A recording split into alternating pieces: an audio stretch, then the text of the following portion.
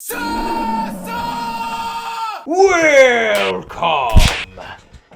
SASANs, to this week's episode of SASANs and Dragons, our homebrew house rule infested game of 5th edition Dungeons and Dragons.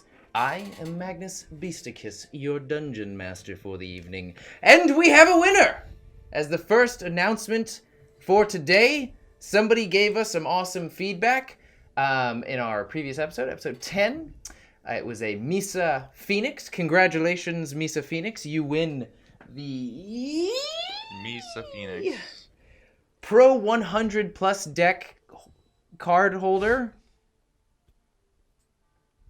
We just heard a beep, a foreign beep that is scary. The wallet to hold some of your other cards, and all this is Magic the Gathering themed. Magic the Gathering themed hat with a dope little silver logo at the top. Send me I'll reach out to you. You shouldn't send your address on YouTube comments. No, do it. Yeah, social security number too. But, live your own life. If that's faster. Yeah, don't tell Misa how to live their life. Expeditious for you. We're going to go over the legal portion. We need your address, your bank account number, your social legal security portions. number, a picture of you. Blood. Routing number. Fingerprint. There's a lot more involved to winning than was originally agreed upon. We're official. On that note, we will have another prize pool this week that will consist of lots of card stuff. Another 100 stores and protect standard 66 millimeter by 91 millimeter gaming card. Short. Silver card holders. Matte deck protector sleeves. Wait, did you just say 66 by 91? Millimeters. That's gonna fit all of my magic cards. It's So, right. You are, Luna. Right, Wow. you are. and It's- there's 100 of them. And if you wanted another foldy fold wallet instead of the not foldy fold wallet that Misa Phoenix won, you're gonna be in luck if you leave us. Is that a wallet? That looks like a billfold. I My have- gosh, that's huge. So All many right. things. I didn't ask for outside let me see. commentary. These are awesome prizes. Bifold wallet too. We didn't make you Not guess one, but what you were two. gonna get this Folds. week. But all one's you in my have to pocket. do to enter to win is to like the video and comment down below. We'd love it if you subscribed and shared the video as well. But really, we judge it based off of the quality of feedback that you provide on the episode overall. Judge it hard. We need to know that you watched a significant portion, enough to be able to have formed an opinion and let us know what you thought, what we can improve, what we're doing well, so on and so forth. All right, that's it for my announcements. Anybody else got any cool things going on? Yeah, Anime Yeah, I Expo. was just gonna say we're going to Anime Expo. Read his mind and stole the words right from behind the skin of his brain. Thief! We're going to be at Anime Expo July 4th weekend, and come see us there. We're going to be dressed as various different characters from Dragon Ball Z, Body Improvement Club from Mob. Who else? JoJo. I'm going to be going as a JoJo character. Spider-Man. Spider-Man. Got Hunter x Hunter. Hunter got x Hunter group, and Escanor Yeah. from Seven Deadly Sins. All I have is pity. Find us. You may get a prize.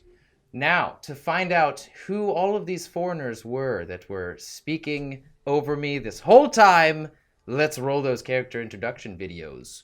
Whoop! I'm Thunky Beerbot, and don't let my facial hair fool you. I am a female mountain dwarf druid. I come from a long line of beer brewers, hence the name Beerbot.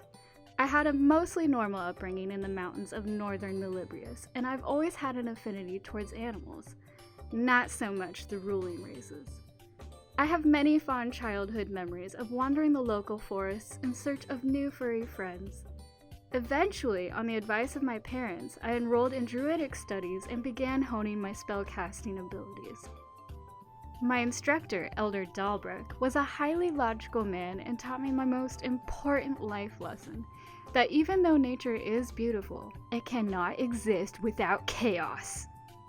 There isn't a day that goes by that I do not repeat that message to myself. I understand that not all beasts can be tamed, and sometimes I will have to battle one. I don't like to admit it, but this happens more often with my new family, Oren's Obliterate. But I will stop at nothing to ensure their safety, and I may cause some chaos in the process.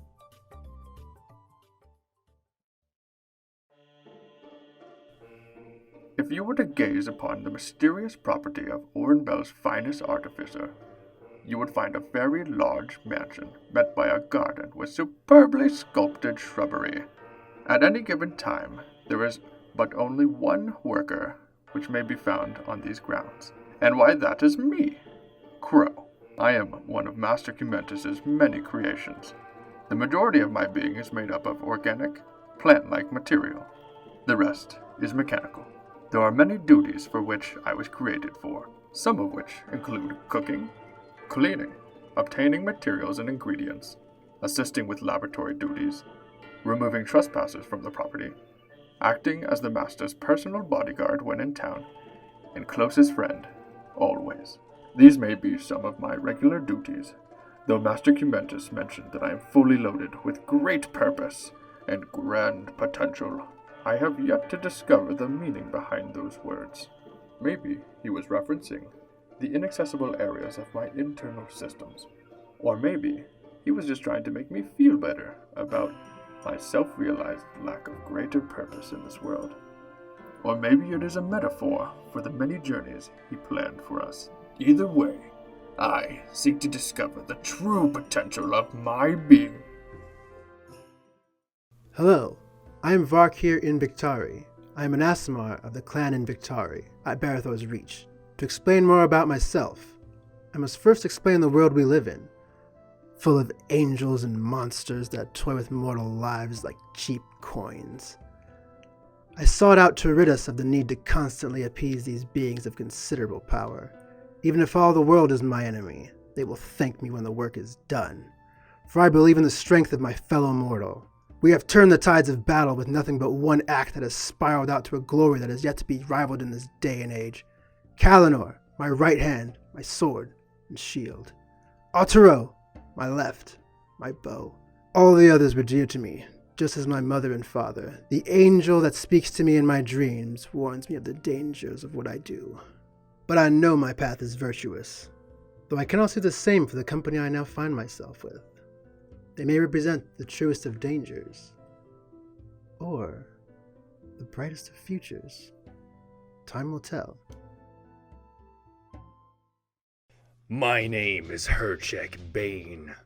I am from the clan the Frenzied Bear, whose home is at the northeastern part of the Shattered Peaks. Growing up, I was split between two tribes, fighting over the land we both tried to call our own. My tribe's battle mentality was of pure carnage during warring, praising an unknown entity that I personally detested. My father, Urkhelm Bane, was fourth in line to be chieftain, known in the tribe to be a fierce warrior on the battlefield, and to have saved many lives in combat over the ages.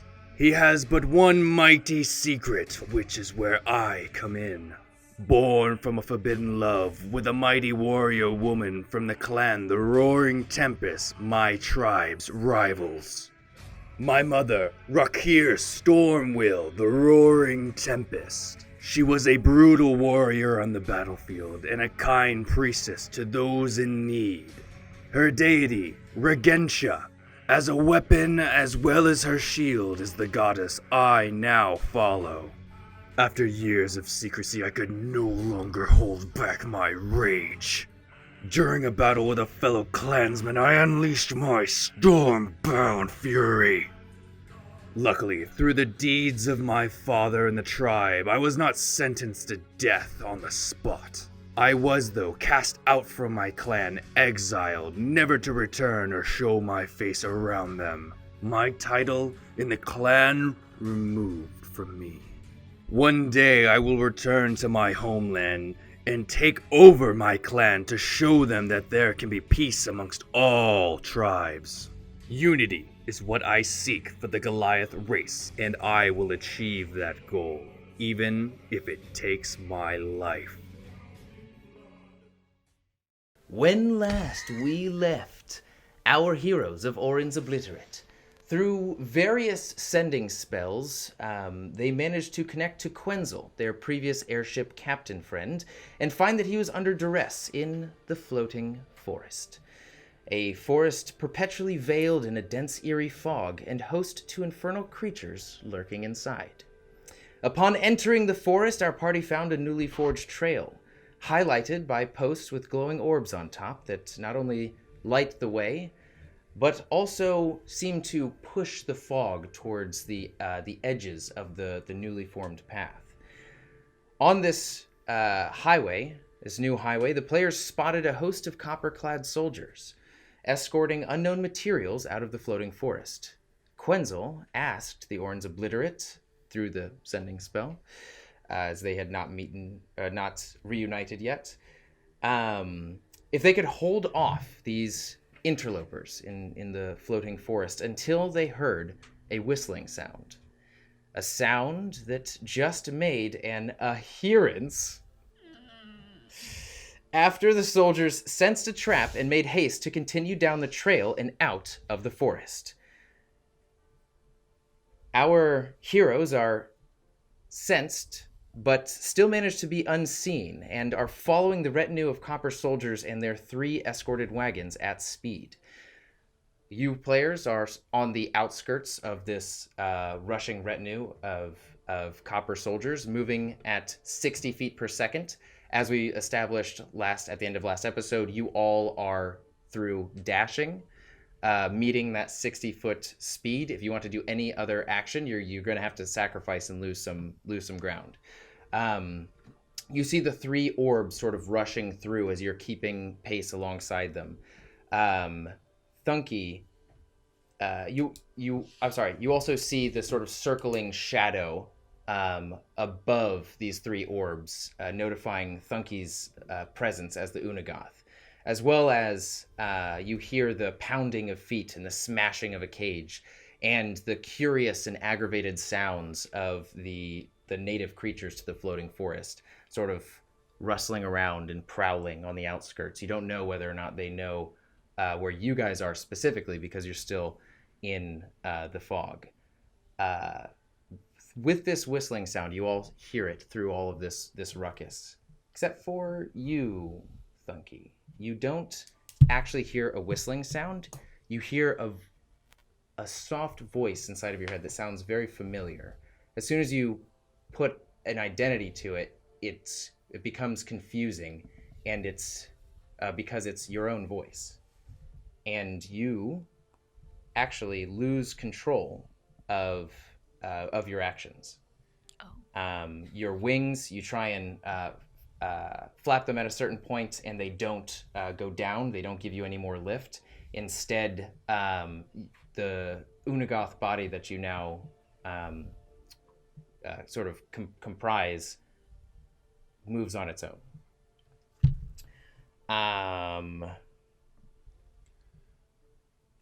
The copper-clad leader, this is all sort of happening at the same time in the same instance. The copper-clad leader is still rushing urging his troops forward, but he does lean back, and he yells to the farthest 3 individuals picking up the rear to effectively throw your bodies at them, hold them off for us.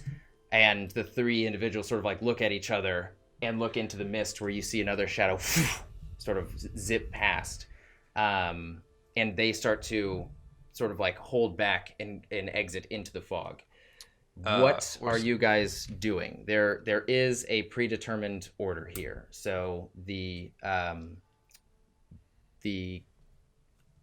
why did I move that?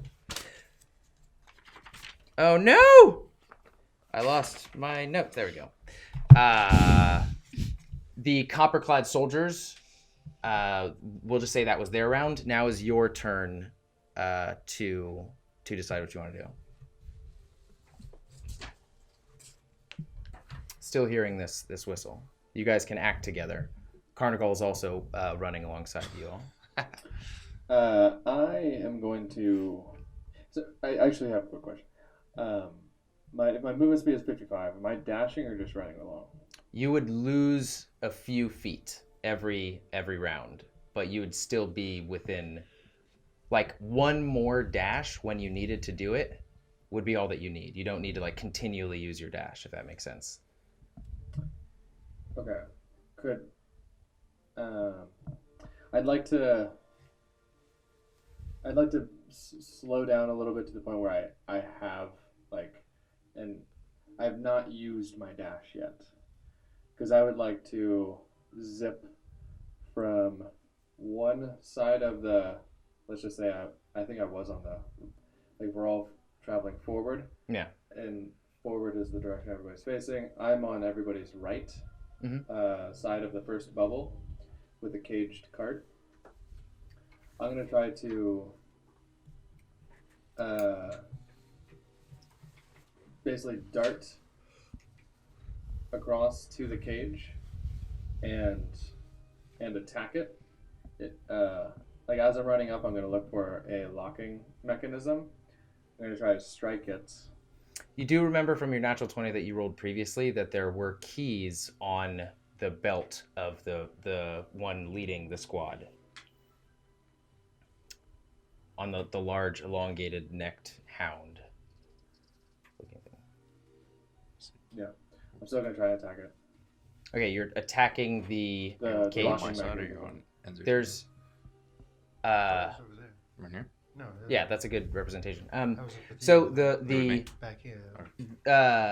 currently you guys have no clear view of the very specific placements and people and items and objects in this sort of moving forward caravan, because the orbs situated on top of each wagon only shed 15 feet of light, and they're currently in a concealed portion of the highway because the two posts were knocked down. You only see these like 3 orbs of light pushing forward as you're running alongside them, and you're running, to my knowledge, even on the outskirts of when the 45-foot wide highway opens back up as the poles start once more. Does that make sense? Well, to my understanding was that I was just on the outside of just on the outside of the first orb of light. I guess cart. Also, if you are trying to remain stealth, I want all of you to roll a stealth check. Our goal is to stop the carts, right? I mean, my ultimate goal is to try and whatever is like disrupting that cart, like what's inside that cart, I would like it to be free. I would try to free it. I understand that, but in order to get a view, you'd have to put yourself inside. Yeah. I'm running inside, and I'm gonna use what is it called? Evasion. Let me explain a little bit better. So there are, and this isn't just for your situation, it's for everybody to keep in mind. There are creatures that are running parallel to you on the outside as well. So it's like, are you running forward trying to conceal your immediate position from what's happening around you? Or are you just running forward with reckless abandon and trying to catch up to the like, you're not worried about anybody seeing or hearing you? So Crow, you're not worried. No. Okay. Yeah, I'm running toward the center, the first cart, straight for it. I'm gonna use evasion to try and dodge anything that people like. If I'm gonna be running into fire, I would like to try and dodge that.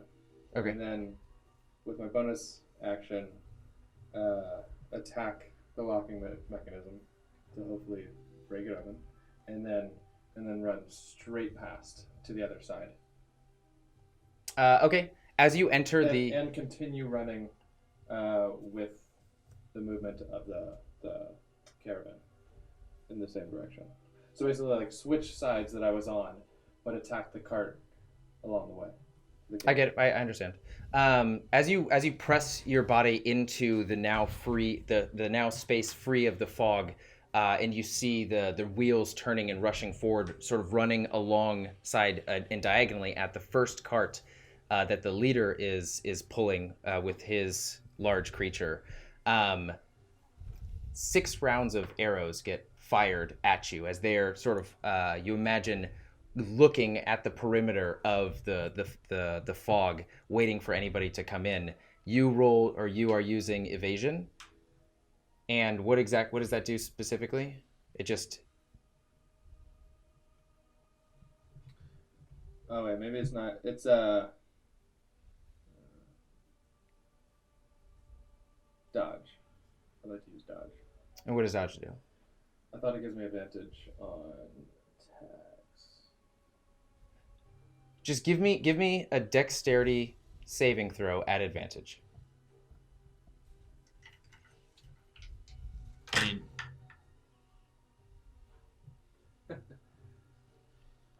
Ooh. 8. Not good. I don't think that's how it works. To be honest, it doesn't give me advantage on attacks. It gives me advantage to dodge. What attacks. does it? What does it do? What was Google? Yes. So this is attacks have been fired at you. So this was a one roll to see how you did running across the open sort of space with 3 different individuals firing volleys of arrows at you. So as opposed to it just working for one, we've narrowed it down into one sort of situation, one action, as you are hit by every single arrow. Great. So for dodge, you focus entirely on avoiding attacks. Until the start of your next turn, any attack roll made against you has disadvantage. If you can see the attacker and you make a dexterity saving throw with advantage. Okay, procedure going forward, just read the straight spell. Don't try and guess what it is, just read all the words on the page. Or read the not being used feature. to the paper and like where to find that. So. Are you in front of me or behind me when you're running from right to left? We're on the left Where are side. you? I'm right on. I'm to the left of the first cart that you just attacked in the forest. I mean, it depends. Since Just I just got hit by every single arrow. I don't know that I even made it. No, well, then we'll do it the reverse. I will roll for these attacks as is normal. But please, if you're going to use something in the future, the onus is on you guys to know exactly what it is that it does. If you have anything else in mind, we can discuss that after. But just like when you say dodge, tell me exactly what that means when you bring it up. It'll help the game go by faster. I rolled a 20, not natural, for perception check. Got it. To let you know, thank you, you're the only one on the right side of the carts. But I'm also in Unagoth. No. Well, an Unagoth that's flying rogue currently. When I got right now, circle, you're exploding.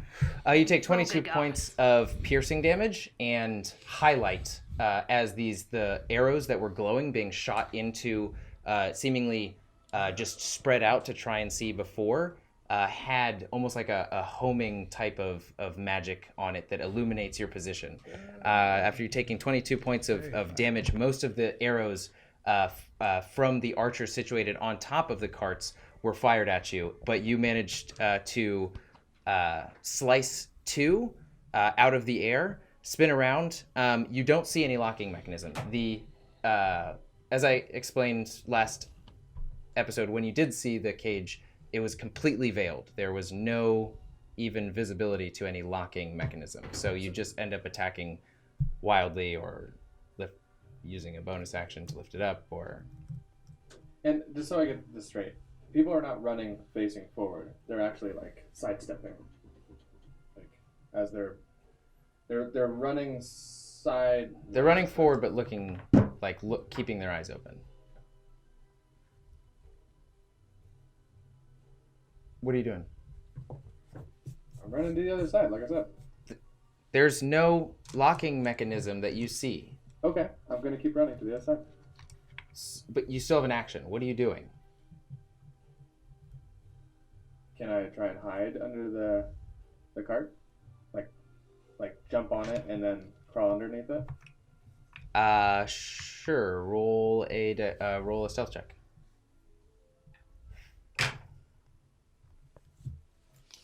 I think if you did use dodge.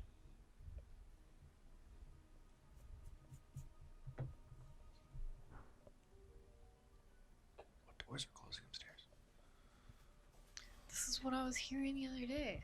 Is random doors closing? It was just That windows might and closets. be in my room. Oh, you're the. It did sound like it was. That's why I was wondering, like, is 'Cause- Rummy home? Yeah, there's the Garrett and the Gun and the FLCL. What are they called again? The cloth thingies, the banner thingies, hanging in front of the window and the door, and the wind blows them, and they oftentimes like go up and slam back down, go up then slam back Yeah, down. that's what it was. What'd you roll, Enzer? 31. Nah, you're not stealth. Okay, you actually jump between the spokes, the wooden spokes of the iron rimmed wheel, grab onto the axle underneath, and tuck your body deep inside while wrapping yourself around, keeping yourself a low profile. And the cart is already pretty low to the ground, so you imagine probably people saw where you went, but they don't have a clear line of sight on you right now. Okay. What are you looking for? I'm seeing what types of creatures are in our immediate area Okay. and how many of them are there. If I Um, can see that 20 on a natural. okay. You hear the. You have to sort of like perceive past the whistle noise and to clarify different sounds around you. And can I? But as you, the whistle noise is coming from way up high. With the whistle noise, you also hear this sort of like powerful, wet flapping of wings. You can't discern how many just yet. There are quadrupeds, about 3 on your side, circling and keeping pace with the cart.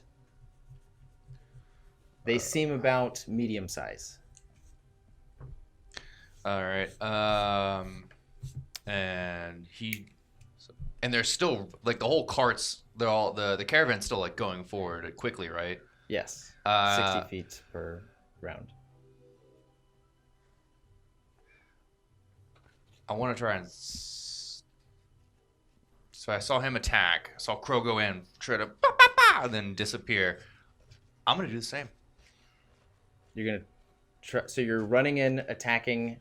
You can, if your intention is to stealth, you can either attack or stealth. I'm not stealthing. Okay. I'm gonna rage, Okay.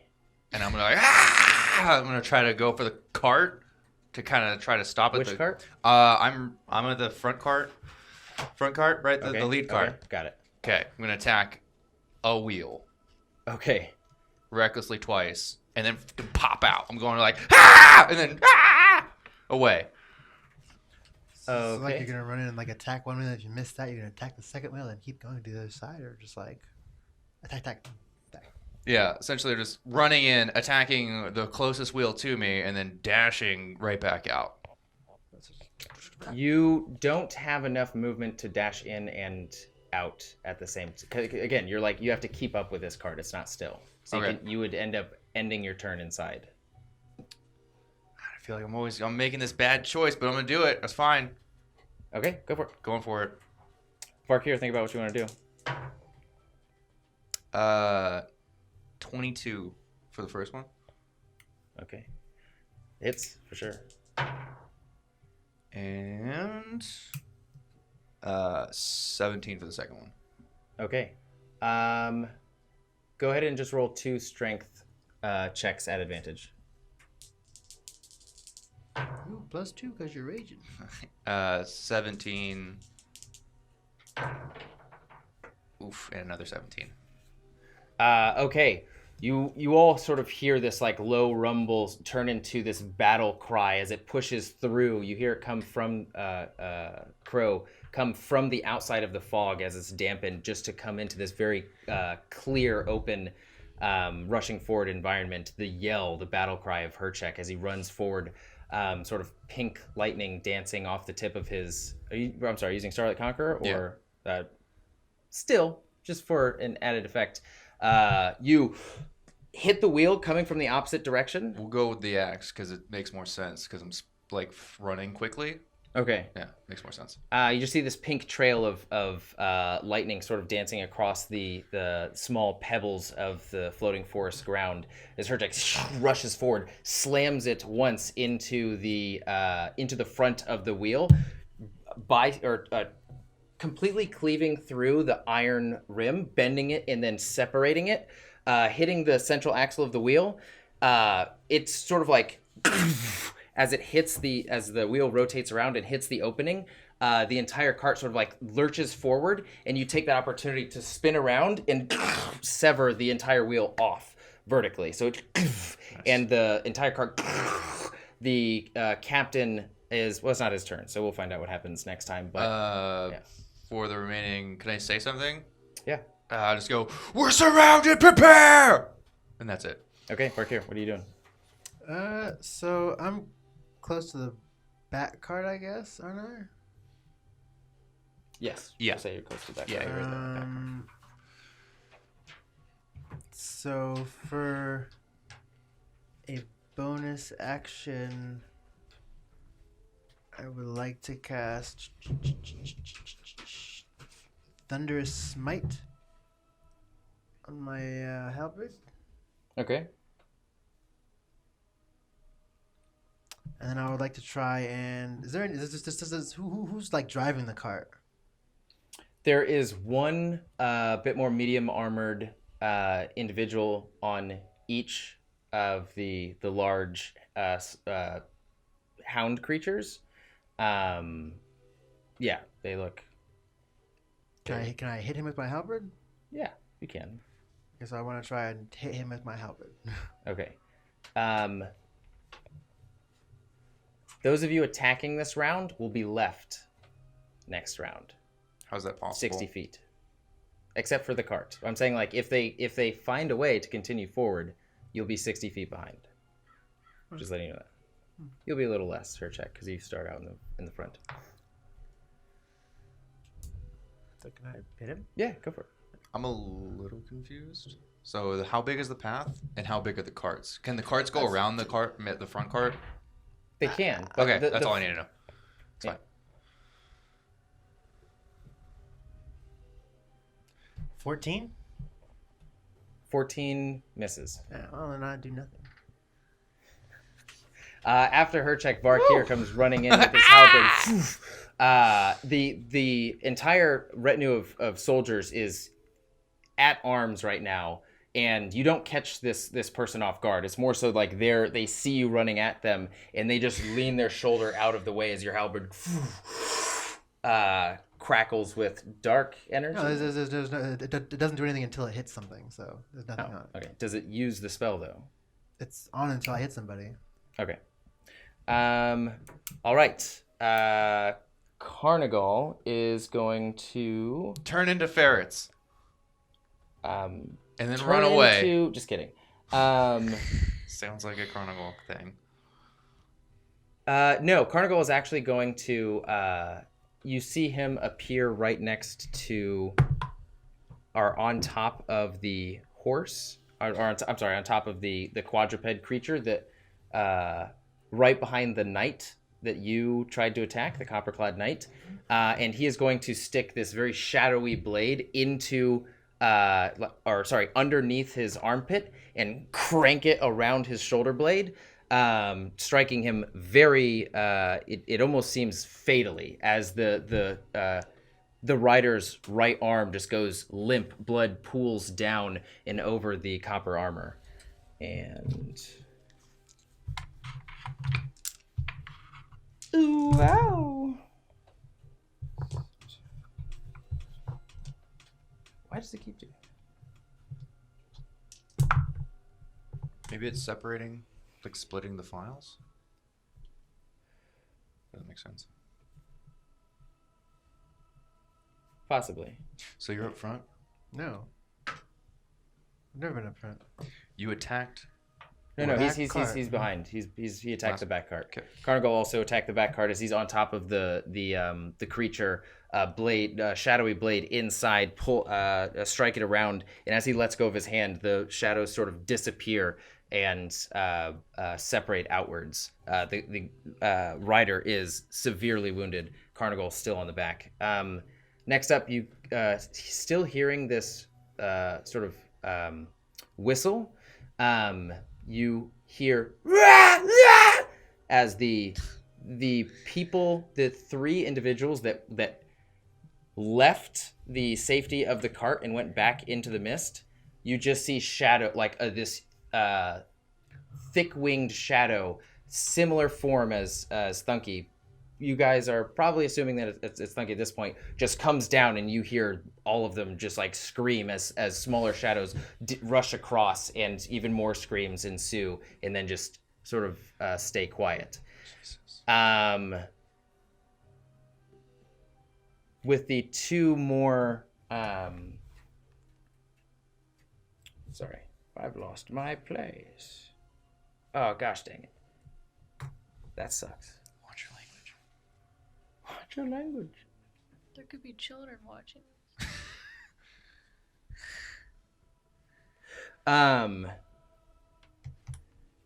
The outside screams have drawn your attention a little bit, and with the circling black form of what you assume to be Thunky, you hear another strong flap of wings as this small dot towards the center of the rushing carts presses up against the fog on the outside perimeter of the orbs, gets larger and larger and larger, and you just see 2 black wings extend, push out as an Unagoth bursts inside, grabs the top of the cart and flips it, the central cart. Oof.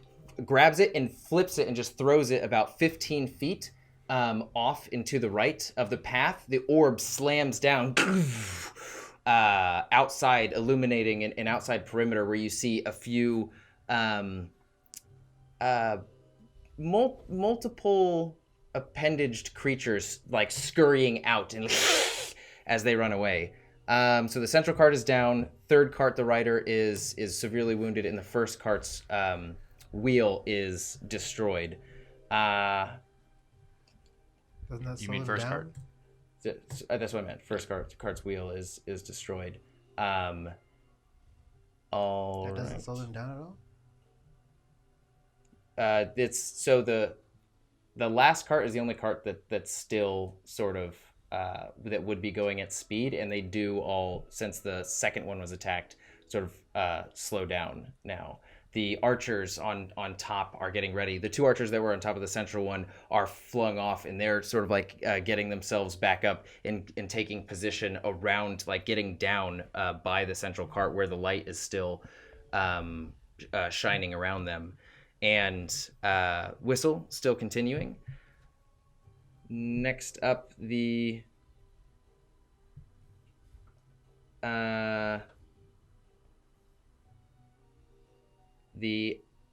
archers are going to fire at you, her check.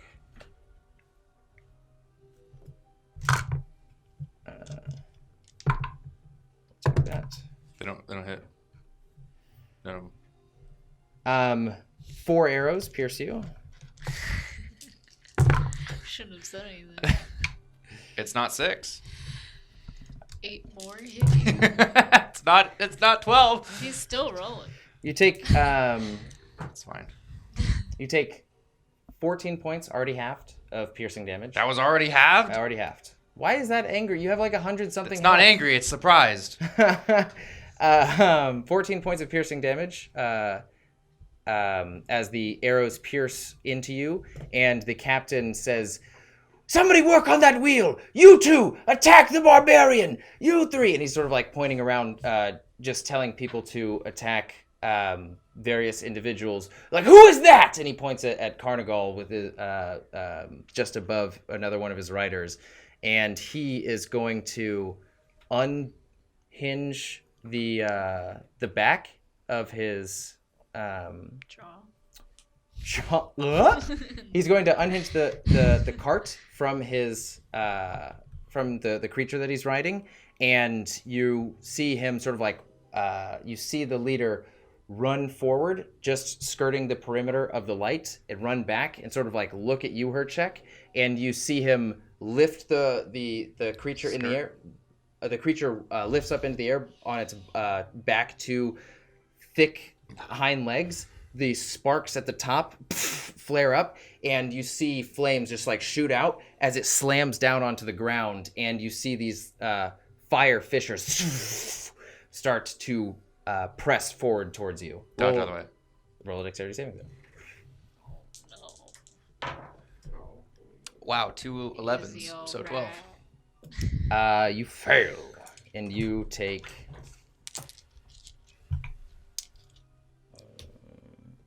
For situations like this, can I not dodge out of the way?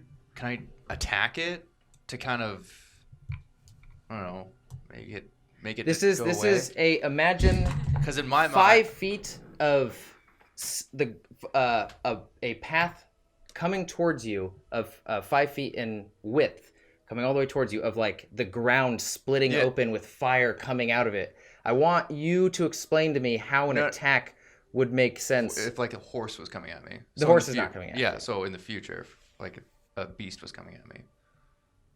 I understand now. You 12. wouldn't be How able much to damage? attack because that's an action. Unless you held your action. Could be an attack of opportunity. I could if they leave. How much damage do I take? Oh, I'm sorry. You take 19 reduced to Why are you 9 Is this- of bludgeoning damage Okay. from the rocks, and you take oh wow, 31 points of fire damage.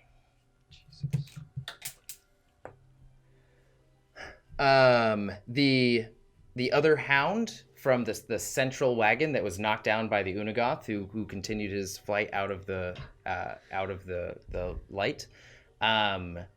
The hound is knocked down, and the rider's just going to use his turn to undo his own hound and get up on top, and he's looking at your direction, Varkir and Carnigal. The other rider is going to, that's wounded right now, with you and Carnigal around him. Wouldn't they be further away from me now? Could I attack, go back, and then... You attacked in the 6 seconds. That was if the entire caravan were to have pushed forward. Since the central cart was down, the third rider got ouchied, and the second cart got completely thrown and upturned. Now they are in more of a defensive position, and just trying to sort of assess the situation. I apologize for not specifying that the caravan has fully stopped right now. Okay. He's going to do the same thing, still connected to the cart, and he is. You see the horse rise up on its hind legs, fire sparks out of the exhaust pipes connected to its mouth, and it slams its feet down on the ground. Only this time it's a radius of 30 feet around it. Roll dexterity saving throw, and Carnigal does not get hit because he's on top. I'll roll. What is it? Just what is it? It is a 4. So I got a 4. Carnigal grabs onto the guy's, like wraps his arm around the guy's shoulder and grabs around one of the leather straps and holds himself tight as the creature slams down. You take back here. You take 11 points of bludgeoning damage.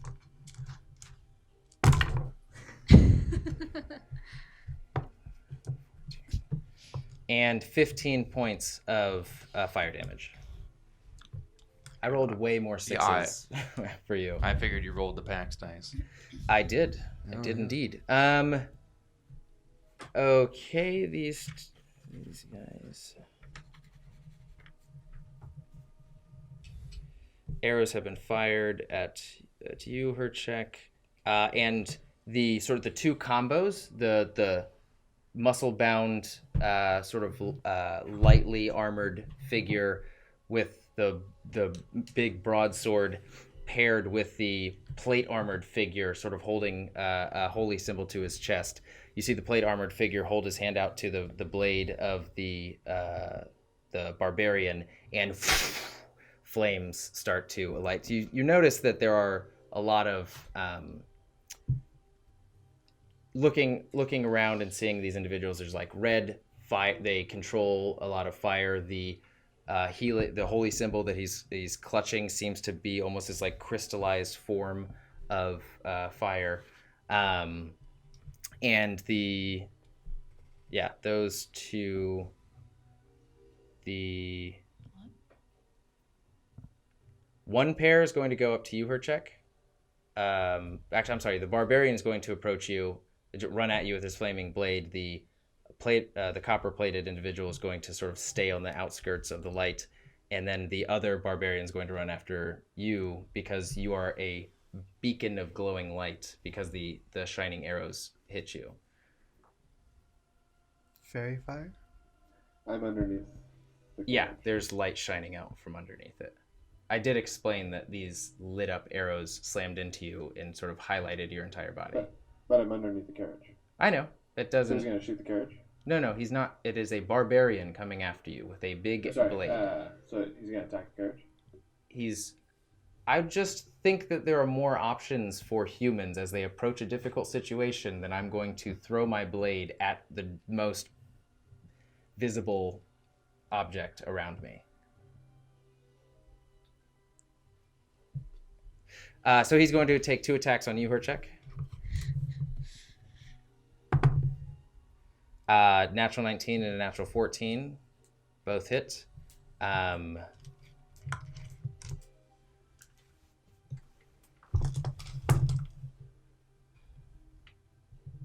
I did roll a...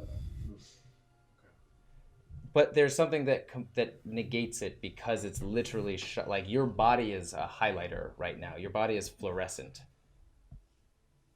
So when I rolled a 31 stealth, I couldn't just like take my cloak and cover what the arrow, you know? Or Your entire body, like all of your clothes and everything, are highlighted. They are constantly shedding light. It's basically a spell that gets rid of stealth and invisibility and everything. Yeah. It basically makes you highlight to everybody. Everybody can see plain as day. I mean that makes sense if I have line of sight, but I'm No, underneath the carriage. it basically makes you for everything. Like you can see through everything. You with know this how, thing. like in Tokyo Drift, I've never seen the movie, but I'm guessing that they had lights under their cars. It's like that. The carriage has Tokyo Drift lights thanks to you. Under Yeah, it. I get that, but he should at least not have line of sight with me. Because He's got line of sight to the glowing body underneath, the glowing effect underneath the carriage. Like the spell basically makes it so you can see through objects. This glow. through the You object. can see this glow through objects. I understand the glow, but like And you the can glow is see me. all around your You body. can So see basically, your like a glow. highlight of your outline But is, so if is you're visible. glowing- and There's you're on the also other side not of like the a wall. difficult maze of objects underneath the carriage. It's like a flat surface with some axles. There's like one place for you to be. It's like how they show heat vision goggles in movies. Yeah, where like- you can see through walls and you can see every single body. moving Yeah, around. you know the grenade in a Call of Duty, What? like you Can- throw it into a can room you and it glows. Because he's saying something different. Am I like outlined right now? You're not outlined. What I'm saying is that imagine if your body produced a lot of light. You are through every portion, all of your clothes, spilling light onto the entire region around you. The cart is not large enough for all of that light to be lost underneath it. You are effectively just like pouring light onto the I just bottom. want to know one thing. Not that he can see me. I totally understand. I'm casting a light out. Or sorry, not that he can't see the light, but can he actually see me? Or am I like He has the greatest he knows understanding I'm of where under you the are. cart, Yes. but can he see me? No, he can't see you. He can just Okay. So it's not fairy fire; it's a different spell. Or is it? Never mind. It's guiding bolt. Oh wow! Okay, never mind. What am I doing? I'm sorry. So you take 11 points of slashing damage, reduced to 5 from both blades combined, and you also take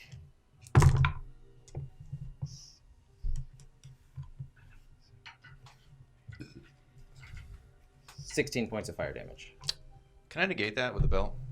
Yeah. I would do it. Okay. I do it.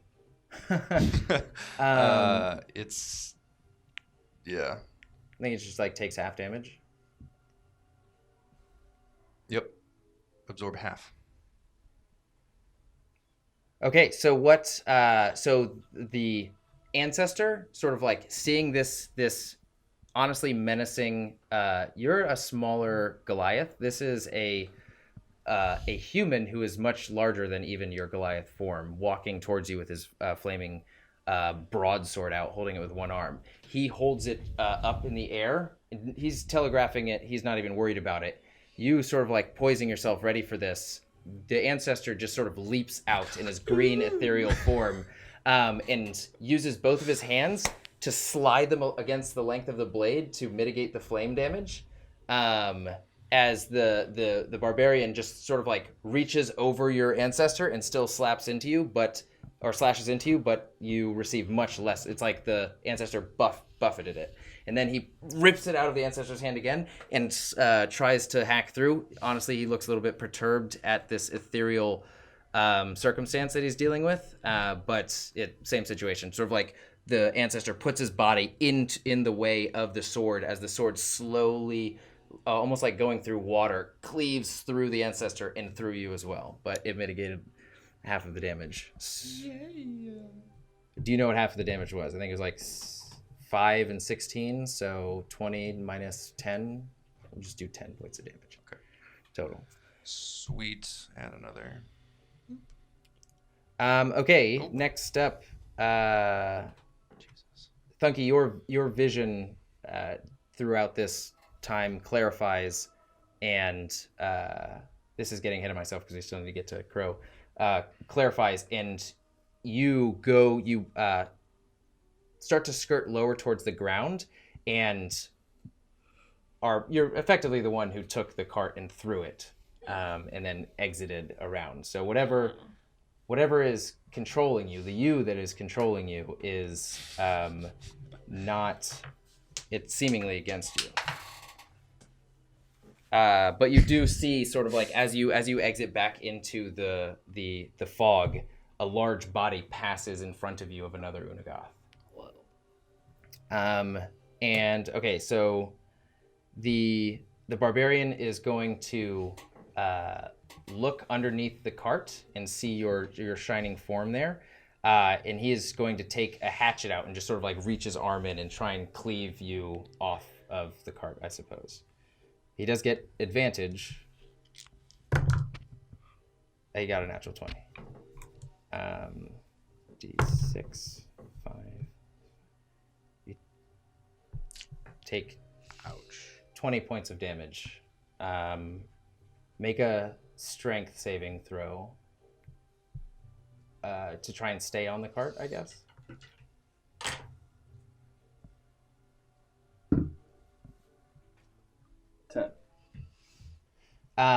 He hacks into your forearm with enough force from the hatchet that you have to let go, and you fall into the gravelly floor of the floating forest. And he has one more attack. Actually, as soon as the blade meets your form, Crow, the light shining from you disappears and sort of disperses. So he no longer has advantage, and he misses his next attack. Since you're sort of on the ground, you've gained your bearings, you just move your head out of the way in time for rocks to go flying. Okay, Oren's Obliterate, you guys are up next. Should we roll initiative? No, you guys can just do whatever you want at this point. You can combine your attacks, you can... As in, I'm sorry, you can work together. You can say, we are doing this thing together. You can say, I'm doing this thing. I currently have the order as Crow, Herchek, Varkir, as it was before. Am I in control yet? You are Or not do in I just- control, no. Okay. And you still hear this whistling sound that's getting closer. Cool. Well, do you want to go firsties? It's me and you on this front cart. How far away is the captain? The captain's about 12 feet away from Herchek. He's like to the front right of the cart. You are being attacked from on the left side. Actually, you're on the left side. I'm sorry. He's on the front left side of the cart. You're on the front left side of the cart. You guys are all on the left side of the cart. So it's like Captain a little bit farther, and then close right on top of us is the Barbarian. Yeah. And then the Paladin's off to the left a little bit. Yes. And there's actually 2 barbarians. The other barbarian attacked you from the opposite side. So there's doop boop. And So there's a barbarian and a paladin on each side of the front carriage. Those are the only 2 around currently. Cool. Okay. If I have 2 attacks, can I separate my attacks? Yeah, of course. I'm gonna use a key Think point. about what you want to do. Was it stunning strike on the barbarian that just attacked me? Okay. Would I have to use an action to get up or anything? Half of your movement. I use it. Oh, wait, how far away is the captain again? And you're at 12 feet. Oh yeah, I got it. I'd like to use stunning strike on the barbarian. okay.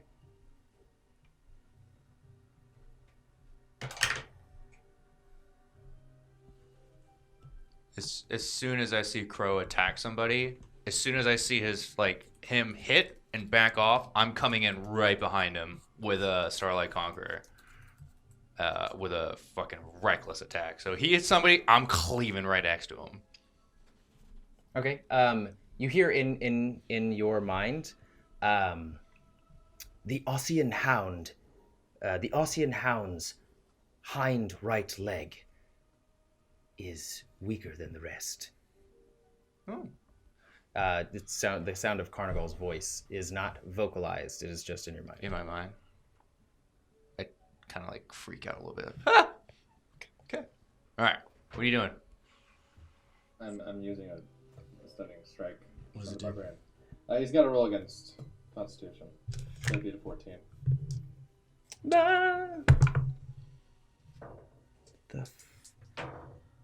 Natural 18. Oh, I'm running towards the captain. Okay. He's more sturdy than you anticipated, and you underestimate the amount of force that you have to apply to the strike, and just and then sort of run off. So your feeble attempt does not come to fruition, and now he gets an attack of opportunity on you. No, it doesn't. Because I have the mobile feat, which means that he doesn't get an attack of opportunity. He's going to try and swipe at you as you run away, and you just sort of like spin around and continue running. Blade sort of skirting along your back as you roll out of it. And yeah, I'm gonna head straight for the captain. Okay, and you're running alongside scorched earth as well. Scorched, I would say, unsteady earth, which doesn't affect you. 16 and an 18. For both attacks? Yeah, Which one are you attacking again? the Barbarian. That was in front of you or in front of? Front. Yeah. Both of them? Yeah, whichever one he attacked, I went for. Okay, let me point of clarification. So there's we'll say this is perfect. Facing this direction is the direction that the caravan was heading. Here, the cart is in the center. There's one barbarian on your side, Herchek, one barbarian on what used to be Crow's side, paladin on either side. So if and the leader is on your side as well. Okay, in the then front the right. one that's in front of. So Crow, did you ignore the guy attacking you, roll out towards the side of the leader? No, I could have sworn that we were all Yeah, you except said for the the other left barbarian side. on the left side. Yeah, you did. Say I fucked up. You dropped in between. You dropped in the middle on the bottom of the carriage. Coming from the opposite side of Herchek is where the barbarian attacked you. Coming from the opposite side of coming from the opposite side of Herchek, the barbarian attacked you. There's also a barbarian on Herchek's side that was attacking him. The leader is also on Herchek's side. So did you want to stunning strike the guy that you were dealing with and then run around to the leader? Oh, sorry. I thought we were all on the left side. So, was no, my I guess fault. I'll just do all my attacks on this one barbarian. So I'm going to do another key point for another stunning strike on this guy, Okay. and then I get a bonus melee attack because of that. Okay, go for it. Well, I mean he's got to roll Constitution.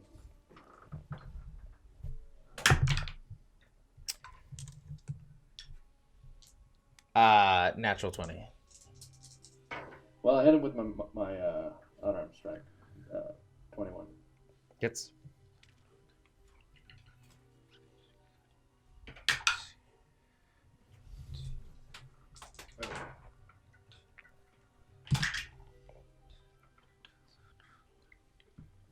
Nine. 9 points of damage. Yeah. And my AC is now 21. And your AC is now 21. Wow. That's not gonna hit you. And I'm gonna use a bonus action. I'm gonna use dodge. Okay. Dexterity saving throw. On the Goliath that's in front of me. You got it. Fails. You hear in your mind Carnigal as well say, "Keep your eyes peeled for the shadowy figure." I'm gonna give a mental nod. 45 total. Points of damage? Yeah. Wow. Okay, both So attacks and That's your both attacks and my storm. okay, just like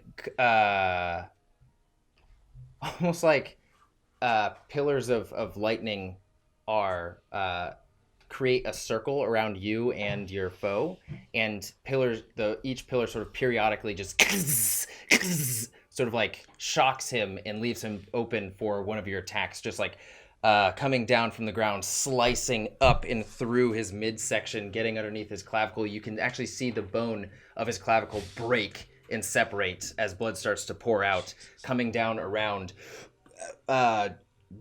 slamming the... You're still using... No, Starlight Conqueror. Okay, Starlight Conqueror now. I'm sorry. Starlight Conqueror, taking it and trying to insert it into his shoulder for a clean kill, and he just barely moves out of the way as you slice down and in between his armpit. His right side is looking very bad.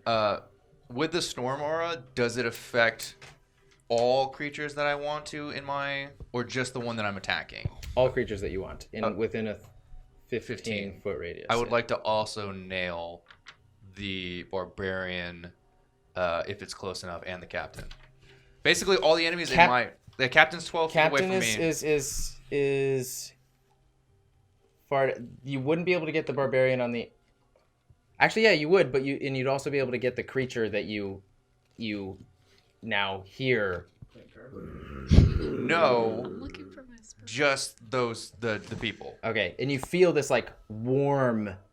Actually, I apologize. It wouldn't be warm at all. You feel this very cold press of air as the blanket covering the cage sort of like billows out, cascade down your shoulders. I'm not going to attack that. Okay, so how many points of damage go 9. to the captain? 9? Okay. 9 points. If they failed. Or, yeah, if they failed, they take 9. If they succeed, 5, 4, I don't know. Whatever your half is.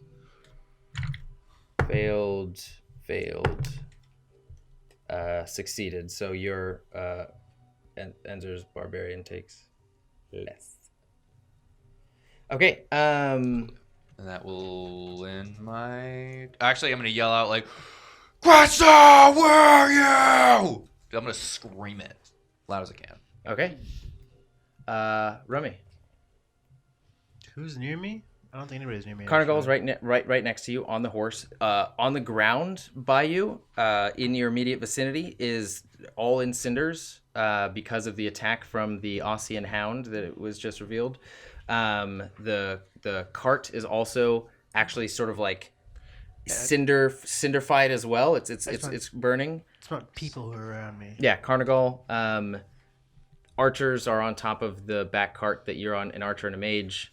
Within 10 feet of you, you've got the knight on the Ossian Hound with Carnigal next to you, and that's actually it. You see a paladin and the barbarian and sort of like the fire struggle between Herchek and Is it over 30 feet away? They are. He's within 30 feet. Herchek is. Herchek is his barbarian, I'm probably gonna leave them and Crow and his barbarian as well are in 30 feet. Are you trying to see anybody within 30 feet? Yeah. Okay. Yes. So mage, archer on top of the one that you're on, knight on top of the Ossian hound that's right in front of you, and 2 barbarians, one next to Crow, one next to Herchek. Can I attack the mage? Yeah, of course. I'll attack the mage. And you look up and you sort of see him wiggling his fingers and casting different magics on the archer's arrow. 15. 15 hits the mage. Okay, so then he takes the thunderous smite damage. Are you extending your arm up into the to hit him? I said he's 10 feet on top of the cart. Wait, I thought he was 30 feet away though, so I shouldn't have to extend if he's 30 feet. No, he's not 30 feet. He's like within 10 feet of you. Yeah, I'm just saying I have 30 feet of movement, so I should just be able to move up to him and hit him. Okay, I was just asking because you can also extend your hand 10 feet. Oh at no, will. my halberd has a 10-foot reach as well, so it's. Oh, okay. Then yeah, you don't. You Yeah. have a 20-foot reach with piccolo arms too. No, so he takes 1d10 slashing plus 2d6, and I'm also going to use my divine strike and divine smite. Which means he takes an extra 1d8 necrotic damage and an extra. I'm going to use it at a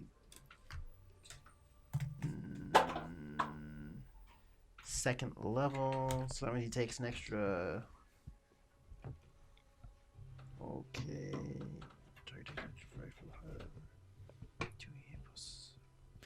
How about some? So that means he takes.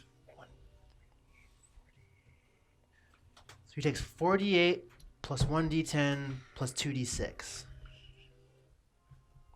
Say battle music. Do you have any? You roll all those and tell me what you get. How many d6? So he needs 2d6. I have the 2d6. What else do you need? 1d10. I think I have the 10. Is this a 10? Yeah. So I have 10, and then he takes So you don't need any of my. 3d8. Oh, you need d8s. Yeah. Roll that damage, I buddy. have 1d8. Oh, you need 1d8. I need Yeah, two you- d8s. Well, okay, take these.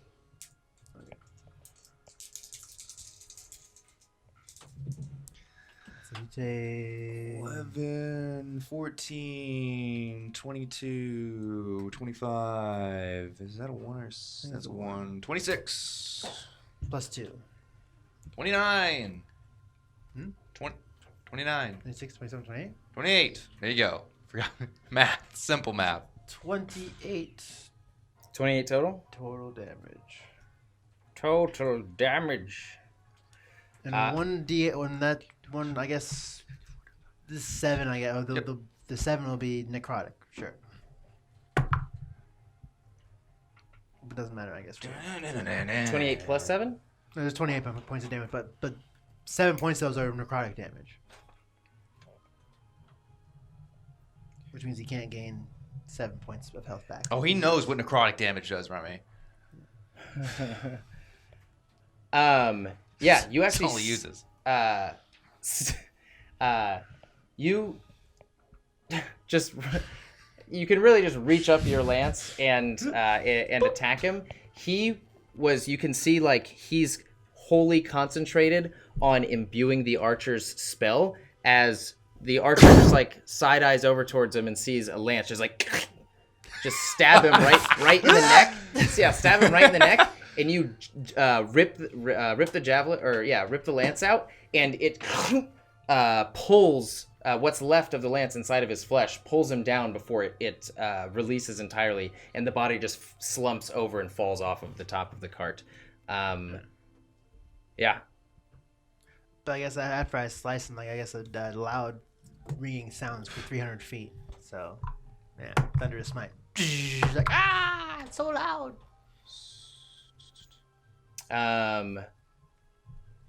Okay. So there's Next up. So you killed the mage. Nice. Yeah, mage down. Next up, Carnigal is going to sink another blade into Oh, it doesn't matter if he's this a strength saving throw. He's pushed 10 feet away, I guess. His body just. Oh, okay. Carnigal actually just sticks grabs one of his other knife. It's sort of like dripping this poisonous liquid, sticks it back inside of the gash, and then completes the swipe as he's holding the guy by the neck, and you can almost hear this like as he snaps through the spine. The guy's body seizes up, and he throws him off of the Ossian Hound, and unhooks the back of it. And now Carnigal is on his own. Ossian Hound. And if I saw that, her check would have been unpressed. You hear creatures start to sort of like their sounds get closer, and the paladins just get like, you see this mass of legs just come in. They almost look like spider legs, and cover the mouth and head, and he's and just disappears into the fog. The other paladin, not even seeing what happened to this guy, I shabuki myself. An elongated, like numerous toothed head comes out, grabs the leg of the paladin, and brings him back into the concealment of the fog. And you hear as this creature went in, its skin started to singe as well. So both pallies are gone. Both pallies are gone, and the blade, the claymores. Sorry, yet the claymores, the broadswords, are still lit aflame. Okay. On the barbarians. Cool. Okay. Next, so Carnigal did his turn. The whistle gets much, much closer. Now, almost to be piercing your ears. You hear the screech of an Unagoth as you see two large shadows circling the area continually. You hear a third screech come in, and you hear, "Oh, I almost got the hang of this!" And the bat-snouted form of a third Unagoth presses itself inside of the illuminated space by the orbs of the carriages, and it seems almost like wildly flapping its wings as one wing slams into the front cart with the concealed creature in it, takes the wing and sort of sends it off course as Quenzel gets thrown off, and the Unagoth is sort of like rolling down, rights itself, bats its wings, and leaves the visibility inside of the area that you guys are in now. And Quenzel is just like, the cage has been thrown down onto the ground, has been tilted over, and the part of the blanket is revealing about the lower portion half, and you can see these very long, about almost person-sized fingers, sort of like curling out with what looks to be rotted flesh on the outside, and it's just sort of like grabbing the bars, trying to pull them apart. And you can see another hand just try and slide the rest of the blanket off. Trying, or is it off? It's not the creature's turn. Yeah. Okay. On.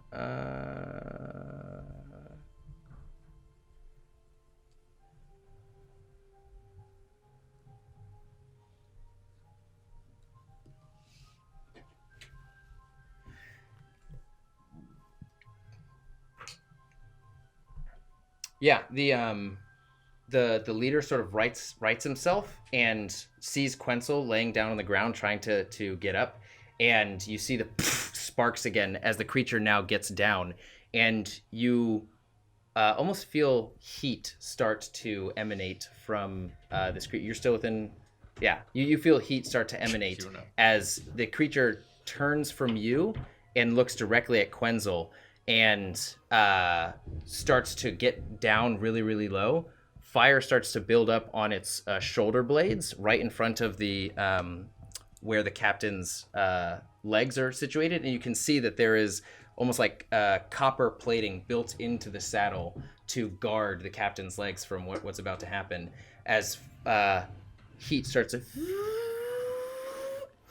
Can I do anything before this happens, or no? It's... No, not quite. Your adrenaline... sorry, wow.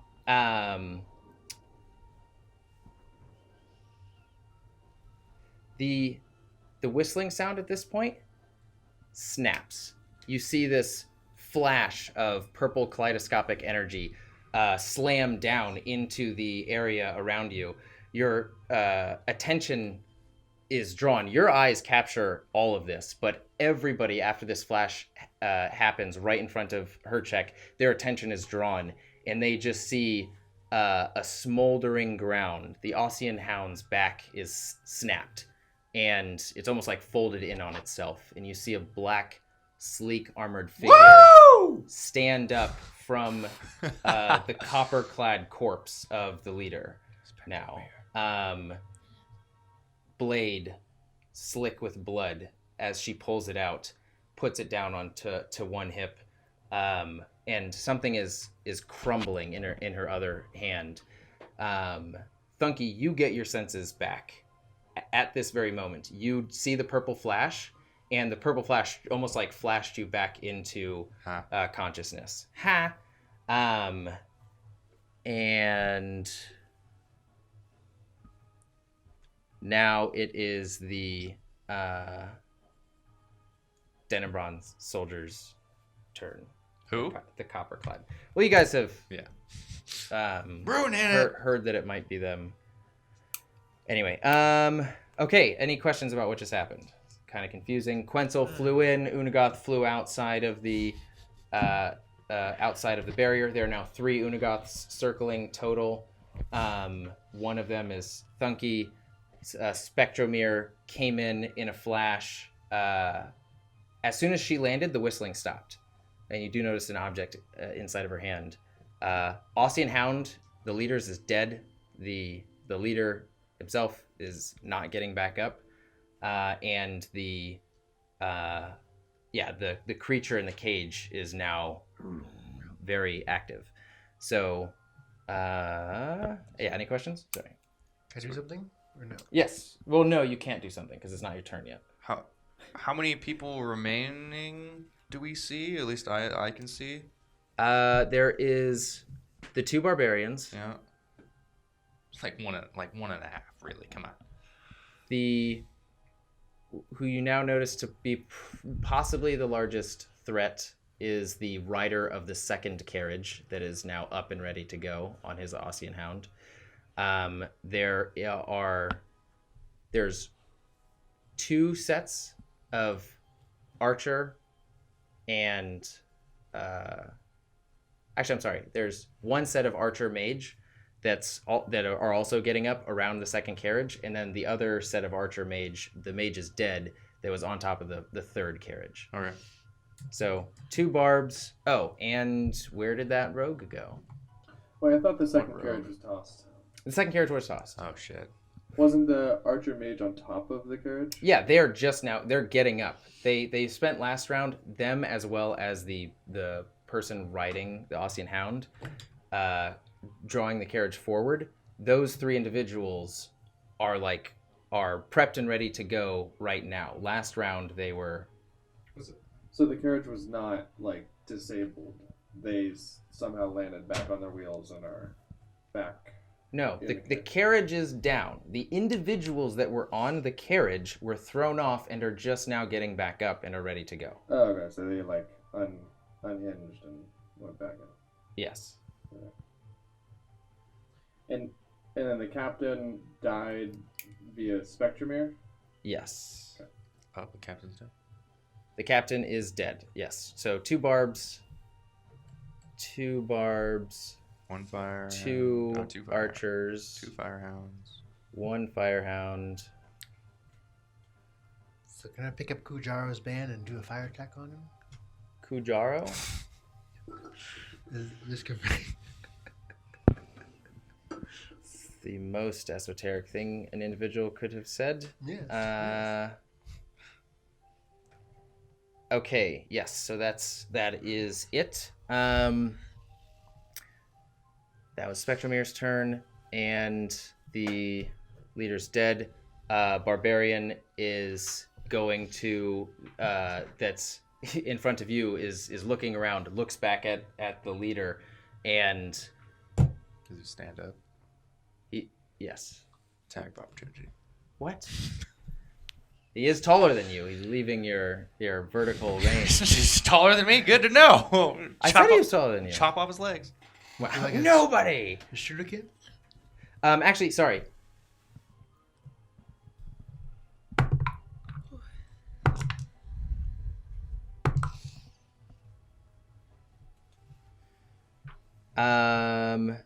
Oh, is that disadvantage? I'll roll that again because it hit. God damn it! But it cancels out. You get hit. Most all of these hit. Crow, you feel a cold sensation as a dark blade inserts itself behind you into your back. You take... Was your armor class still 21? I use dodge, my armor class 21, but it doesn't matter. It never matters. I'm the least dodgy. I'm just a big old target. They rolled at disadvantage. They are also a rogue, so they get advantage when you cannot see them, which you could not. And they rolled at regular because advantage, disadvantage cancel out, and they get sneak attack. So It's like the perfect storm.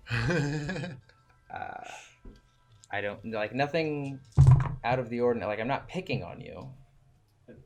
And he beat 21? He did beat 21, yes.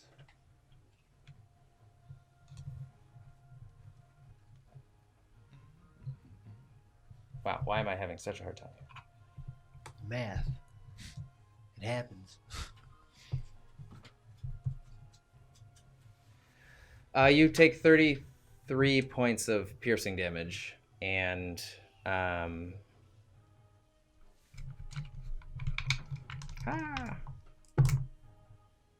points of... Actually, I'm sorry, roll a Constitution saving throw.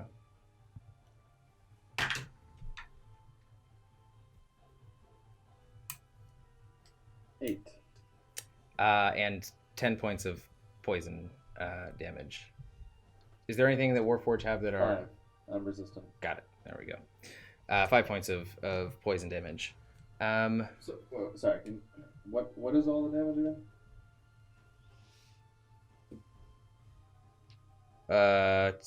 33 points of piercing damage and 5 points of poison damage.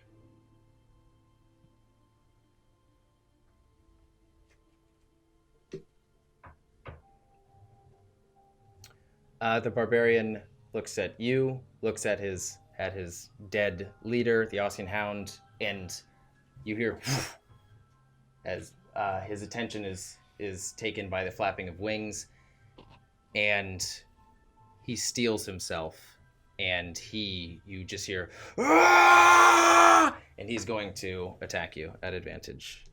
Oh, it's already. Did you do reckless? Last time? Yeah. Is it already at advantage? To attack him? Yeah. You should assume that any attack made against me should be at advantage because I'm always going to use reckless. Okay. Both attacks hit. No, they don't. How does double advantage work? Do they just roll 4 times or 3 times? You take 20 reduced to 10 points of slashing damage. Ouch. From these are both attacks combined, and you take 10, 20, 26 points of fire damage. Jesus. 26 points of fire damage as he is with renewed vigor. His it's almost like you block one of the strikes, but it hits so hard it pushes your appendages in, and the blade still strikes into your flesh and cleaves down, pushing your hands out of the way. He's almost got embers in his eyes, as you can see. He's got this copper Spartan helmet on, and you can see just sort of like glowing orbs inside. And the other one is going to attack you, Enzer. It is at disadvantage. One misses, as the next both miss. So the flaming broadsword, as you get stabbed in the back, the pain sort of reinvigorates your senses, and you see this flaming sword coming down at you, and you just dodge out of the way as it smacks into the ground. He lifts it up, skirts it to the side, and you sort of like back bend out of the way as the blade slides over you. The archer mage is going to go up. That combo is they're ready to go. They are going to fire at. Okay. That's the wrong one. The phone version is so annoying of this thing. Carnigal, actually, on the Ossian steed.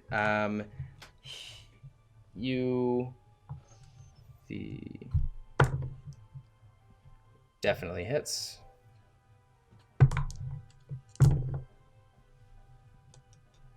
This now flaming arrow shoots into Carnigal and explodes, detonating inside of him. Just barely rights himself back onto the horse, but he takes quite a significant amount of damage. The other archers just has regular arrows now. This is the last archer on top of the carriage that you're on. He's going to fire directly at you, Varkir.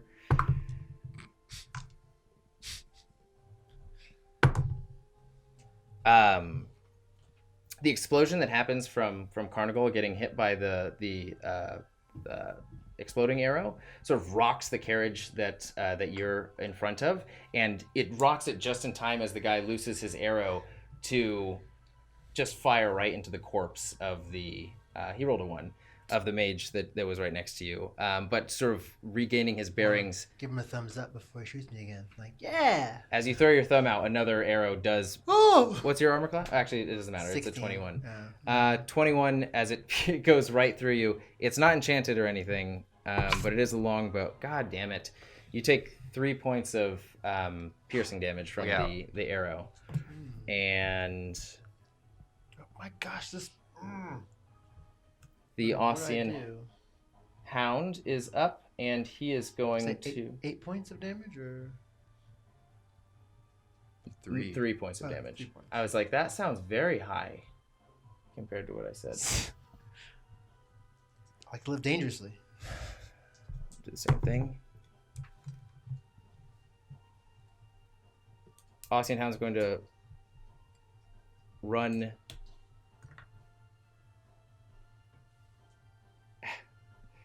after Quenzel, because it saw that the leader was going after it, or after him, and oh god, you see it get down on all haunches like it was before. The fire build up on its shoulder blades, and its hind 2 legs sort of tense up. You can see veins crawling along the back of them as it pushes forward, and almost this like stream of red flame just comes into existence as it slams into Quenzel, doing... Rolled that natty. 18...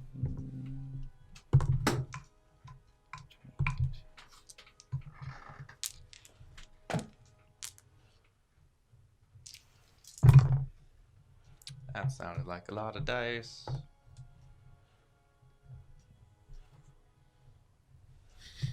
As soon as Quetzal arrives, dead. Quenzel's knocked back as the horse impacts Quenzel. It continues through the rush and almost goes into the fog. It does push Quenzel into the fog. You see Quenzel almost like the scene in Snatched where Brad Pitt goes like slow motion gets uppercut into the air and is falling. Quenzel flies who knows how many feet, disappearing into the fog. And with that, it is your turn. Thunky, you have control back. All of you guys have control back. Spectromere goes at the same time as you all, and she just runs straight into the fog. Perfect. You hear and just like see flashes of light in the sort of dying wails of creatures. Like a spectrum of light? Kind of, yeah. Oh. So she's running forward in the same direction we're going in? No, Quenzel got knocked out of the fog by the horse. Spectromere ran directly after Quenzel and was presumably attacked by creatures along the way. You guys are up now. I'd like to attack this rogue that stabbed me. Okay, go for it. Twice with my scythe, and then also use a key point to do deal extra damage with my martial arts dice, and then I'd also like to use a key point to use Fury of Blows to do 2 unarmed strikes. So 4 attacks total, 5 dice for damage, weapon damage. Okay. Carnigal whispers in your ear and says, well, he uses message and says, like, the man before you suffers from a weak left ankle. Just giving you a insight into his defenses, and now you have advantage on whichever attack you want. Right. So long as it's Right. at the left Aim ankle. for the left ankle. Okay. Slice his damn foot off. Okay, go. We'll do all your rolls. Do they do any rolls? No.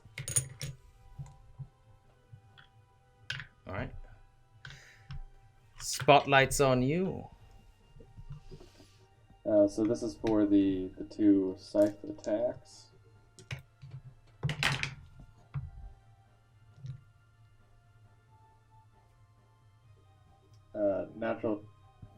Not natural 20, and then 17. Hits. Both hit. And then these are for the unarmed strikes.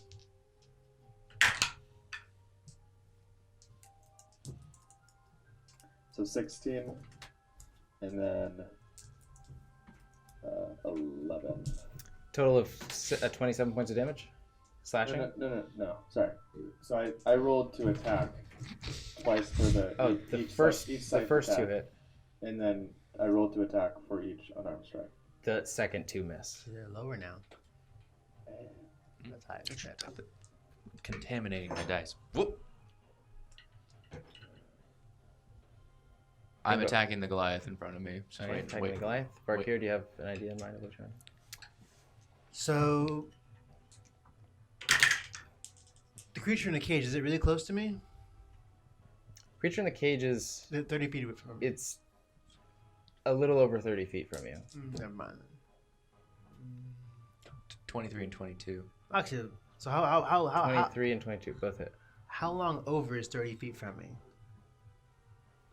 How long is it? How long past 30 feet from me is it? About 45 feet from you. So if I actually I don't know if that it does the Namekian embrace count as a oh no it's just increased by 10 feet. So if I have the halberd and the Namekian embrace, could I reach the extra 20 feet since it's 10 and 10? It would be 15 feet. So the Namekian embrace essentially extends 5 feet. Oh, but it says 10 feet here. Yeah. So imagine metagame language. You're attacking the square of 5 feet in front of you. The Namekian embrace allows you to extend 5 feet into the next square. So if your halberd already extends 5 feet into the next square, then extending your arm 5 feet more would only be 15 feet total. Does that make sense? But it would still hit, wouldn't it? At you have a movement 30 plus 15. Yes, it would. Okay, so I'm gonna attack that then with my helmet. Okay, you guys are on hold. Crow. I did 30 points on the rogue. 30 points. On that left ankle. See if he's gonna play b-ball anymore. You're not gonna stealth like that. Yeah, Wow! at least one. Wow! Yo. Okay, yeah, going for the spinning around, going for the ankle first, still being wary of the giant foe with the flaming blade. Wait, sorry, you said I get advantage? Yeah. With one strike. Okay, never mind. Did you already use advantage or? I didn't actually use for any of them, but You can I reroll. one that Yeah, unarmed? roll one more for an unarmed. 17. It hits. Armor class 17.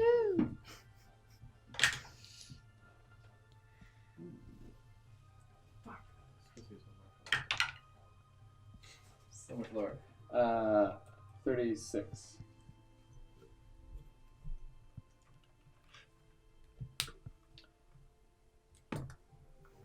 Yeah, okay, spinning around with your scythe. And then just sort of like ripping apart his like billowing shadowy cloak with just shoulder pauldrons of copper, what seems to be keeping everything in place as the anchor for this shadow.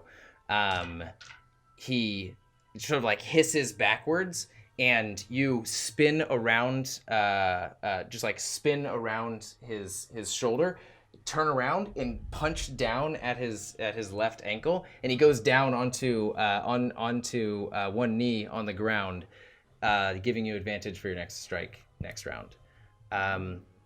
Damage, full damage. So first attack was 23 points. Okay. Second attack was 19. And then if everybody fails, they take 10 points additional lightning damage. And would just be the other barbarian. What's your DC? 15.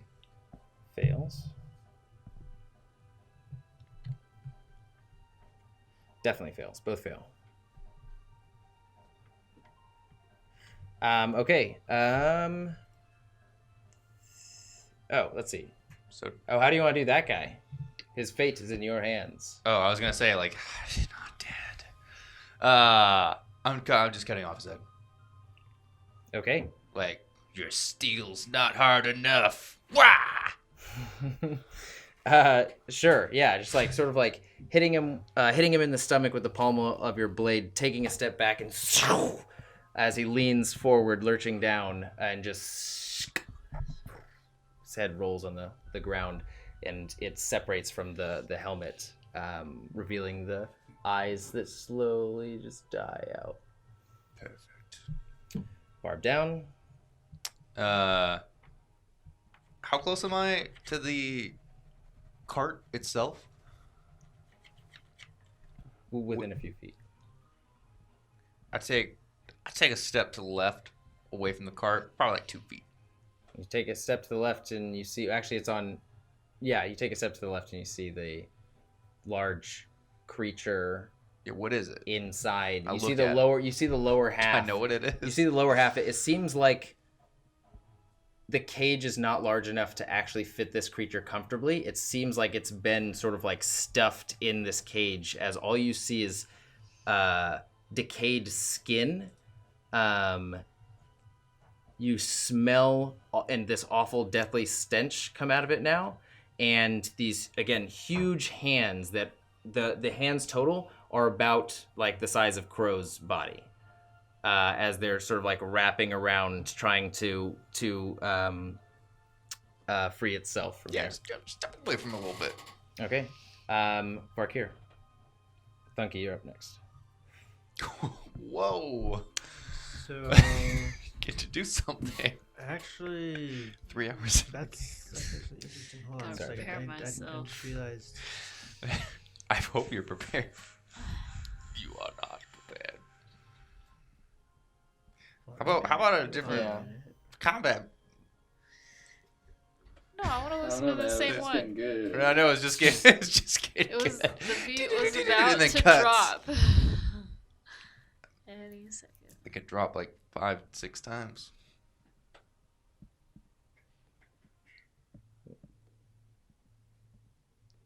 Oh, okay. So, Is- what's the closest creature to me? That's the hell. Looks. I guess looks the most the most robust. I guess that's.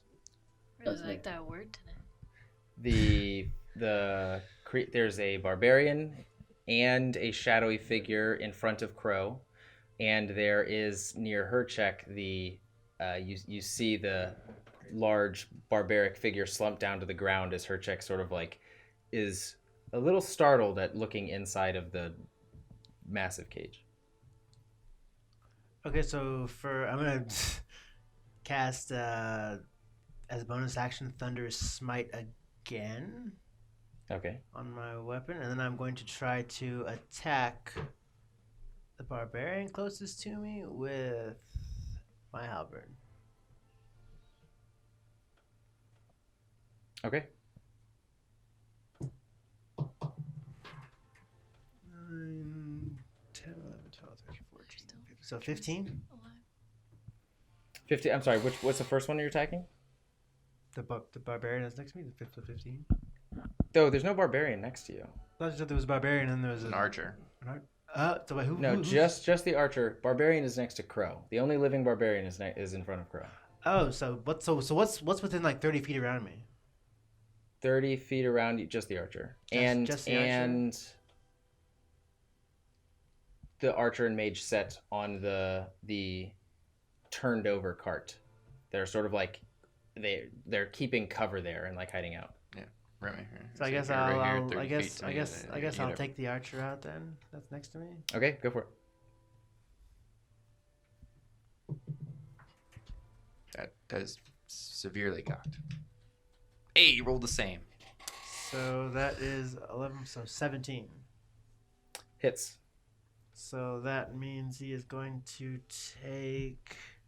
No, it's 17 points of damage. He's going to take Wait, never mind, 2d6 plus. It's another one of those weird ones. So 2d6 plus 1d8 plus 2d8 plus. Where is this one weird thing? Plus, I believe it's 21 points of damage.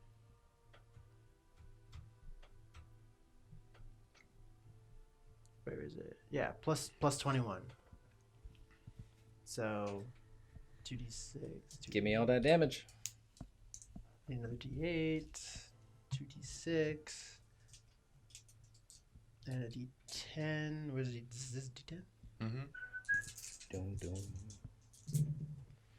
So that would be. Was it a 1? Why does that always look like a 7? 6, 8, 16, 24.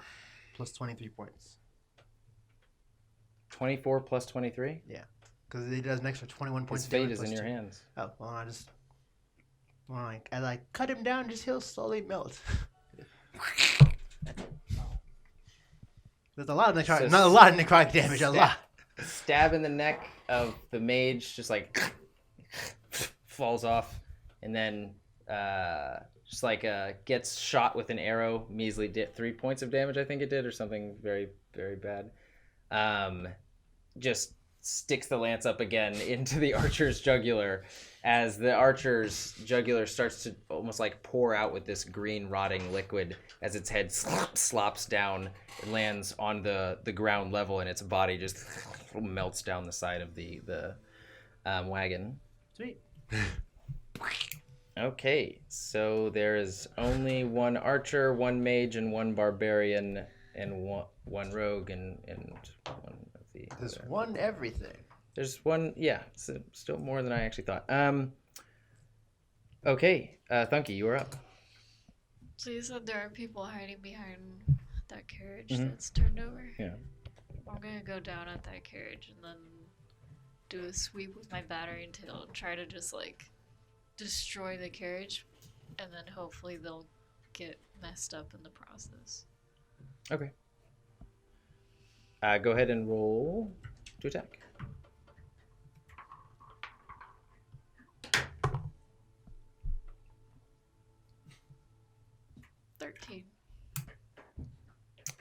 Misses, unfortunately. And I fly off into the distance. Woo!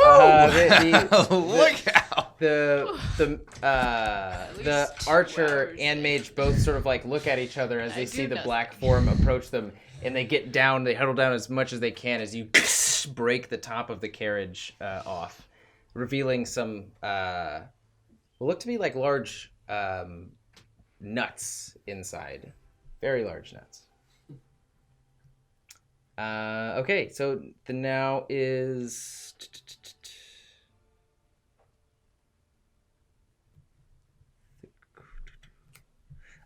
the large fingers finish sliding the blanket off to reveal this large, deformed creature, humanoid for the most part, inside. Category definitely a large-sized creature. If it is hunched up, its knees are pressed against its chest. In her check, as you look inside, you actually see a copper-cladded form inside the rib cage, the chest of this creature that looks like it's first of all already dead, but being like consumed by it, as you hear this like as it sinks in even more and is just disintegrating this person. And you notice that it's the captain. You look over to the depression of Earth where Spectrum Air landed, and he's gone. And this creature is just as the captain completely disappears inside of the creature, and the creature gets more active. It's gonna try and break out of the cage. I don't allow it. One arm grabs to the side by its face, another arm grabs to the side by its face, and both push as it shifts one giant shoulder out, raises another arm, pushes up against the rest of the cage, lifting its large form out. It reaches, as it stands, to about 15 feet tall, of this zombified, sort of like melted, slopping-faced a creature, rib cage exposed, the remnants of the armor still sort of like inside, stuck in random portions of it. And as it raises it out of its main mouth, a humanoid form, naked. Most of its skin is burnt off. A lot of its insides are showing, sort of steaming a bit as it sort of twitches and gets up as a zombie has now formed. I forgot Carnigal's turn. Carnigal is going to go after... he's just going to throw a dagger of his own at the rogue that you were going after, Crow. Definitely hits. What are Quetzal and Spectrum Air doing? You shall find that out.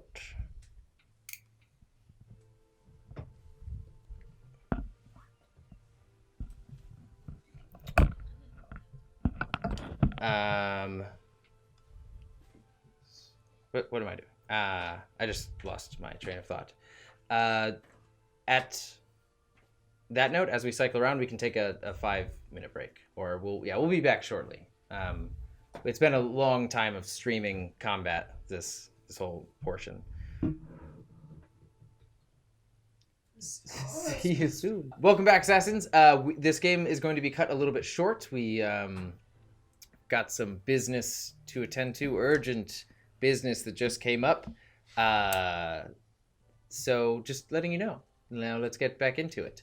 It is the copper-clad soldier's turn. The one on top of the large Ossian hound is going to turn around and rush back towards the carriage that as he sort of takes in his surroundings and his situation, rushes back towards the carriage that Unagoth's Sunky form just destroyed the top of with the archer and the mage, and he's running down, holds his hand out, the archer grabs it, he throws him, lifts him up on top of the Ossian Hound, and they dart through the fog.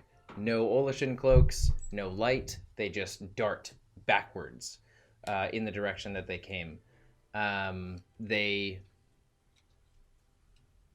make it, just outside of the fog and disappear into the fog. You don't know quite how much farther they got. You killed one barbarian. The rogue is going to disappear as well. He is going to fade away. You have an attack of opportunity. Do I get one attack or two? You get one attack. I'm gonna try to hit him with my scythe. Yeah, he starts to sink into the ground like his body is turning into black liquid. The cloak billowing out, spreading across the ground. What do you get? 27. 27. As Crow just uppercuts him out of the ground. Starts like, sinks in, and then Crow just punches him. His body forms back again with a 27 damage. Somebody here? Yeah. Nobody knocked on the door. I think it was the mailman. I did say I was talking about my scythe, but I'll take it. The bottom part of your scythe. You could do full scythe damage. Great.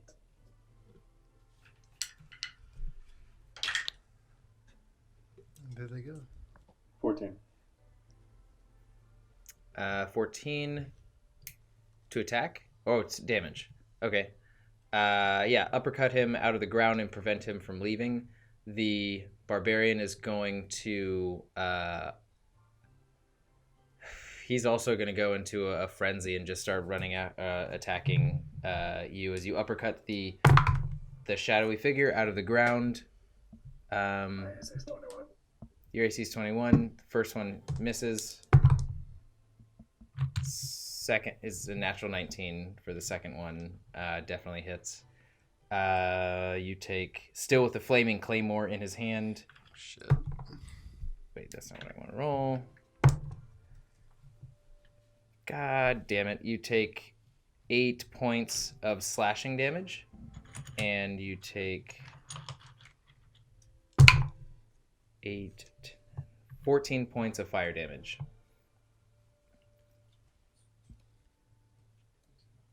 22 points total.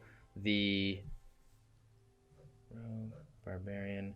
The mage is going to stand up and he is going to shoot a fireball directly at the 15-foot high walking corpse figure. Can I dive out of the way of this? It's a fireball, so you are in the radius. You have to roll a dexterity saving throw. Yeah, that's fine. Is that something I can do too?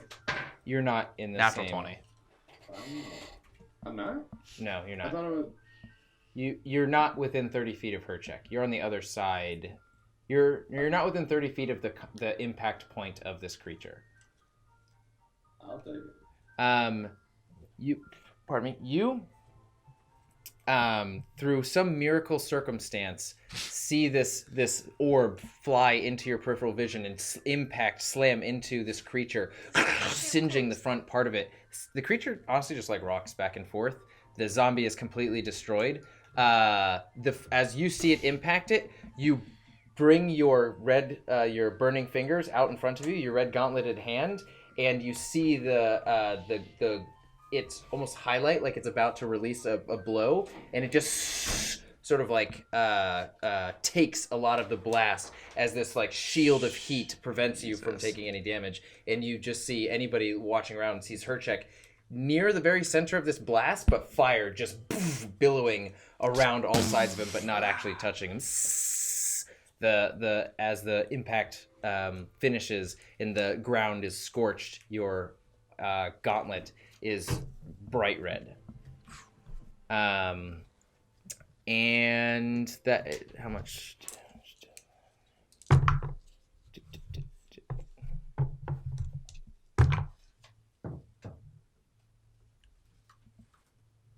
Okay. Next up is Yeah, thank God for that 20. Oren's Obliterate. You see Varkir roll a dexterity check.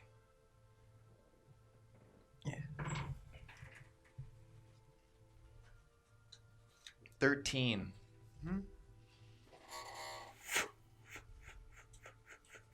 You hear this whipping sound of something being thrown and spinning in the wind, and look in the direction that Spectromere ran into, and thrown into the sphere of light and lack of fog that you're in right now is a spinning, what looks to be like almost bone shape that you grab.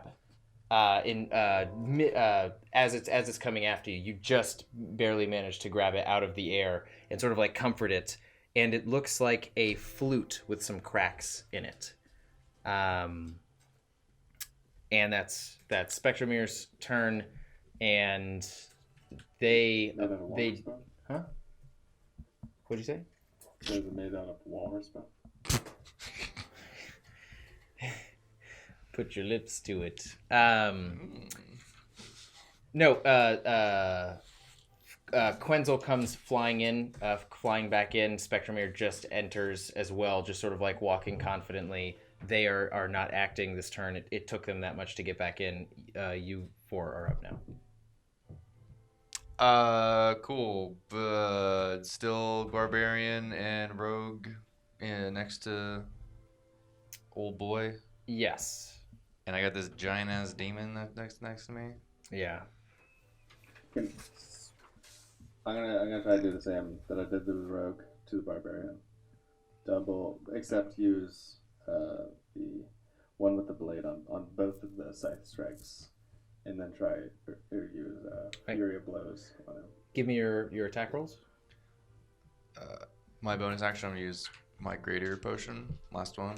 You're getting out of the way of the large fiendish creature. How close am I to it? You're like within 10 feet. I'm just popping I'm popping the potion for right now. Give me a second to think about that.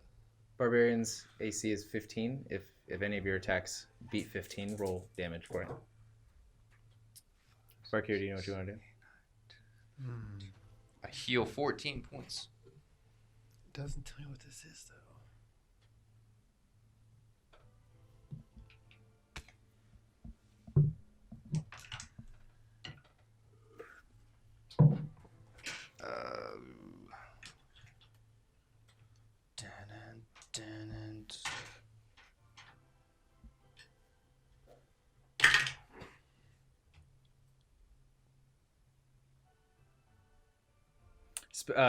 Spinning through the air. Periodically, you'd hear like a whistle sound come from the flute that was sent in your direction. I'm going to hold my action, which will be to attack the zombie. You just dropped a potion, so you can't hold your action anymore. Even though I did just a bonus action to take the potion? Yeah, you are holding your like full action. You're holding, You can't like. So I can't. Enzo and I have been through this. Yeah, you can't do like movement and then hold action and then do bonus. Like you have to hold everything. Yeah, I got it. Okay. I'm attacking it then. Okay. The barbarian. The barbarian. Yeah, you thought. I'm taking the pillar. Okay. Go for it. This thing's not attacking me as of yet, so it's not hostile towards me yet. Yeah. Both of you are attacking the barbarian, to my knowledge. What'd you roll for damage? 42. 42. Okay. I hit with the with one of the scythe strikes, and then use the one with the blade, the martial arts damage, and then both of my unarmed strikes hit as well. I rolled pretty well. Did you do anything that would add an effect to him? Blood. Okay. Why am I backing? 8, 14 points lightning damage from the pillar. What about from the attacks? Not attacking. Pillar. Oh, okay. You're just 'Cause you're I'm not- reaching over and doing. Okay. Yeah, so I'm helping Crow rather than helping kill this big ass giant zombie. Okay. Yeah, you just see this like spark of lightning shoot across, pink lightning shoot across your view, and starts like attaching to the sword and all the different metal pieces of the of this character, and it still sort of like dances and rips across his skin, and you can see it sort of passing back and forth on his teeth. And as this is happening, as this barbarian is trying to regain control through this electricity, you're just like laying into him, slashing, taking all of the advantages that you can get from it. Varkir. So it doesn't say what type of saving throw he has to make. It just says he has to beat a saving throw, I guess, of 16. For what? What move is this? I'm using turn undead, so any undead in the area that don't beat a 16 and that are a challenge rating of 1 or below are automatically destroyed. Okay. The zombie that rose got decimated by the fireball. The only other undead-looking creature in the area is the 15-foot high one, and you imagine that the caliber of the spell you're casting would not affect this creature. It's higher than level 1? Yes. A challenge rating of 1 is like a level 1 to 3 to like very low. Oh, that's just it's instantly destroyed. I think it still has to do the if an undead fails a saving throw against your turn undead feature, it is instantly destroyed if its challenge rating is lower than the threshold of your lever. It doesn't say anything about. Oh, okay. What's the damage then? And it doesn't say anything about damage though. That's the weird What is thing. this spell, Remy? It's my channel divinity, turn undead. Turn undead. Thunky? It doesn't have anything on this paper, So so I for the don't. 15-foot one, is there a clearing behind him where I can bonus action revert to Thunky's form? Yes. And then I would like to revert to form so that, like, if this is the 15-foot guy, I would like to revert to an area where there's, like, a clear path to him, but no one else behind him. Or, like... Okay. Does that make sense? Yeah. So I'm gonna do that as my bonus action. And then I would like to hit him with a lightning bolt at level 4. Okay. Sure. Flying over the creature, diving down, spinning around as the wings come in, and you land as your stout dwarven form once again, already hands in the position of your lightning bolt. Yes. Of your crackling lightning bolt Kamehameha form as you throw it in or thrust it into the creature, and passing by her check as it passes directly through. Go ahead and roll. And then it rolls what? Dexterity saving throw. As an action, you present your holy symbol and speak a prayer, censoring the undead. Each undead that you can see or hear within 30 feet must make a wisdom saving throw. If the creature fails its saving throw, it is turned for 1 minute or until it takes damage. A turn creature must spend its turns trying to move away as far as possible It from... doesn't say any of that on this thing. It's garbage. You have a phone, you have a laptop, Oh, we're fucking going, Google it. Well, we said we're going analog, so we this said is for garbage. spells. We said for spells and health, you can use the website. But we established Okay. earlier that not all of that was on the papers. You are, as the. Are you loosing this spell? Yeah, that's what I did on my turn. Yeah. Yeah, as your energy passes through this creature, it looks at you with a blank stare, and just starts running along the length of your electricity away. Oh, away from me? The giant zombie? Yeah. Oh my god, thank god. Wait, is he getting Jesus electrocuted, Christ. or- Good spell. No, he's not. He's Oh not- my he's god. not Oh, no, doing I'm sorry. He is anything? getting I was so electrocuted, scared. I yeah. fucking so Yeah, low. how much damage did you roll? 36. You're running away. Yeah, I thought he was running right at me. Take through me up, the smash him electric at the store. thing, and I was like, Yeah, I was like not and I'm gonna wanting die. to do anything with this thing. Yeah. It picks up the corpse of the Ossian Hound and is grabbing it and just dragging it on its way out into the mist. Just let it go. What isn't it, an undead giant? Just let it go. It's gonna come just- back and bite us. Yeah, it will. Let's just leave it for the next person. I mean, unless you Not guys our got the problem now. HP to go for this right now. With that, the mage is the only one left. And We killed the barbarian?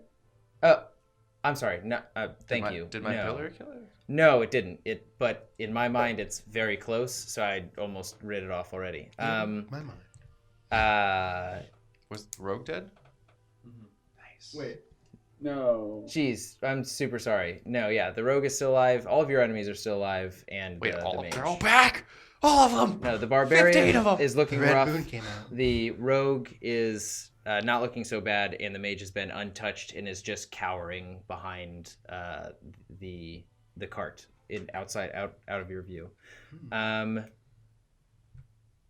That being said, it's now their turn. Actually, the two Unagoths that were circling outside of Thunky reverts back into her form. The other two come down. One crashes into the last cart, spilling what looked to be like perfectly like sections of tied and bundled folded something. It looks like somebody's laundry has been folded up in a very industrial. Tiny little people. No, that's something no human on the planet outside of even me, it's not relevant to say around. But anyway, sorry, knocks over the last cart, and the second one actually goes after Carnigal and attacks him twice. The ferrets, no! Not the ferrets.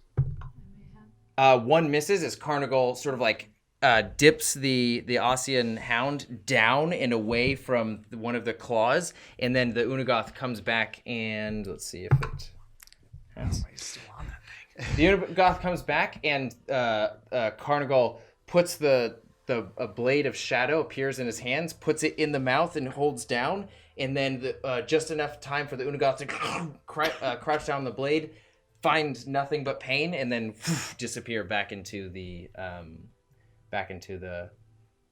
fog. You notice that there is a shift in energy of these Unagoths, as it seems that they're not attacking one side anymore. The barbarian is going to go ahead and attack you, and the rogue is going to go ahead and attack you as well. I got the weirdest vision every time I think of Carnival. 21, I see. First one misses. It's just a massive ferret. Second one is an 18.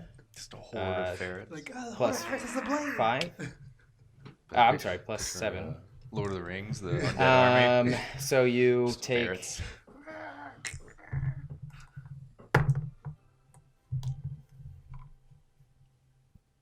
wow. Don't even trip, dog. You take 1 point of slashing damage, Jesus. and I threw a potion. you take 6 points of fire damage.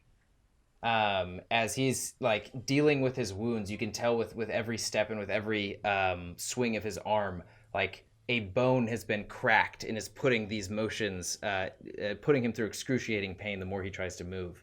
The rogue is going to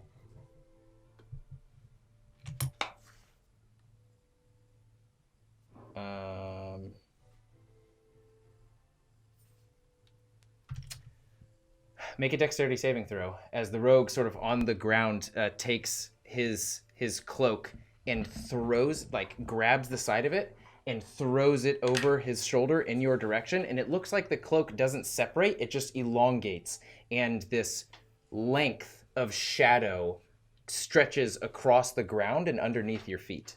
What'd you roll for your dexterity saving throw? 12. A 12 for your dexterity saving throw? I have a +4. You get an advantage. And I rolled an 8.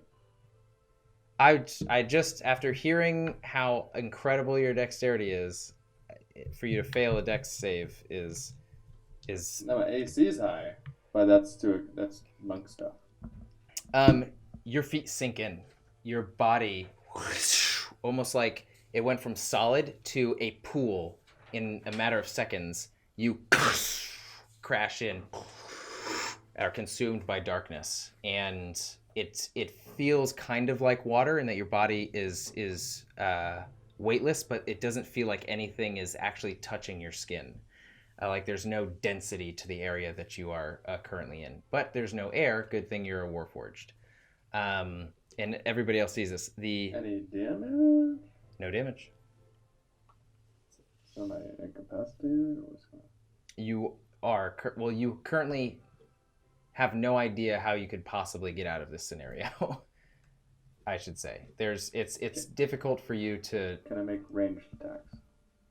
I have daggers I can throw. You can throw things certainly, but you can't. Like there's nothing to throw at. So the rogue isn't there anymore? No, you sank into a pool of darkness. Oh, I'm like fully in it. Yeah, you sank into the ground, into what might be another dimension, a pocket somewhere. Okay, I got it. Okay. The mage is up. This guy. He's just cowering in fear.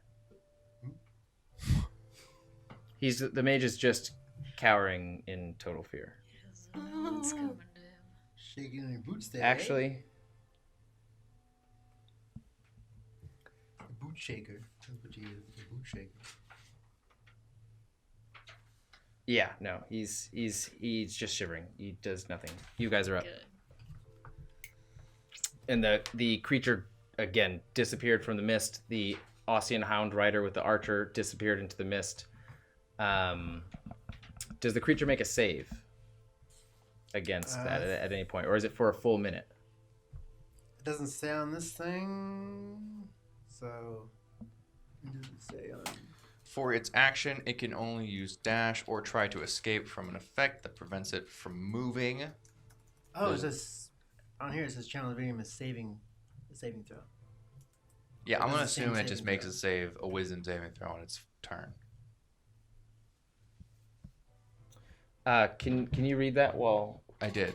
That was. but you said I'm just assuming. If it doesn't say it makes a wisdom save, then it won't. I read everything. It doesn't say it. Does not say. Yeah, in the beginning of channel divinity, it says. I'll copy Some pasta. channel divinity effects require saving throws. I'm sending it to the Adventures. Channel divinity. But it doesn't say That turn. It is doesn't not say if turn undead has At all. one. What the fuck I just copied.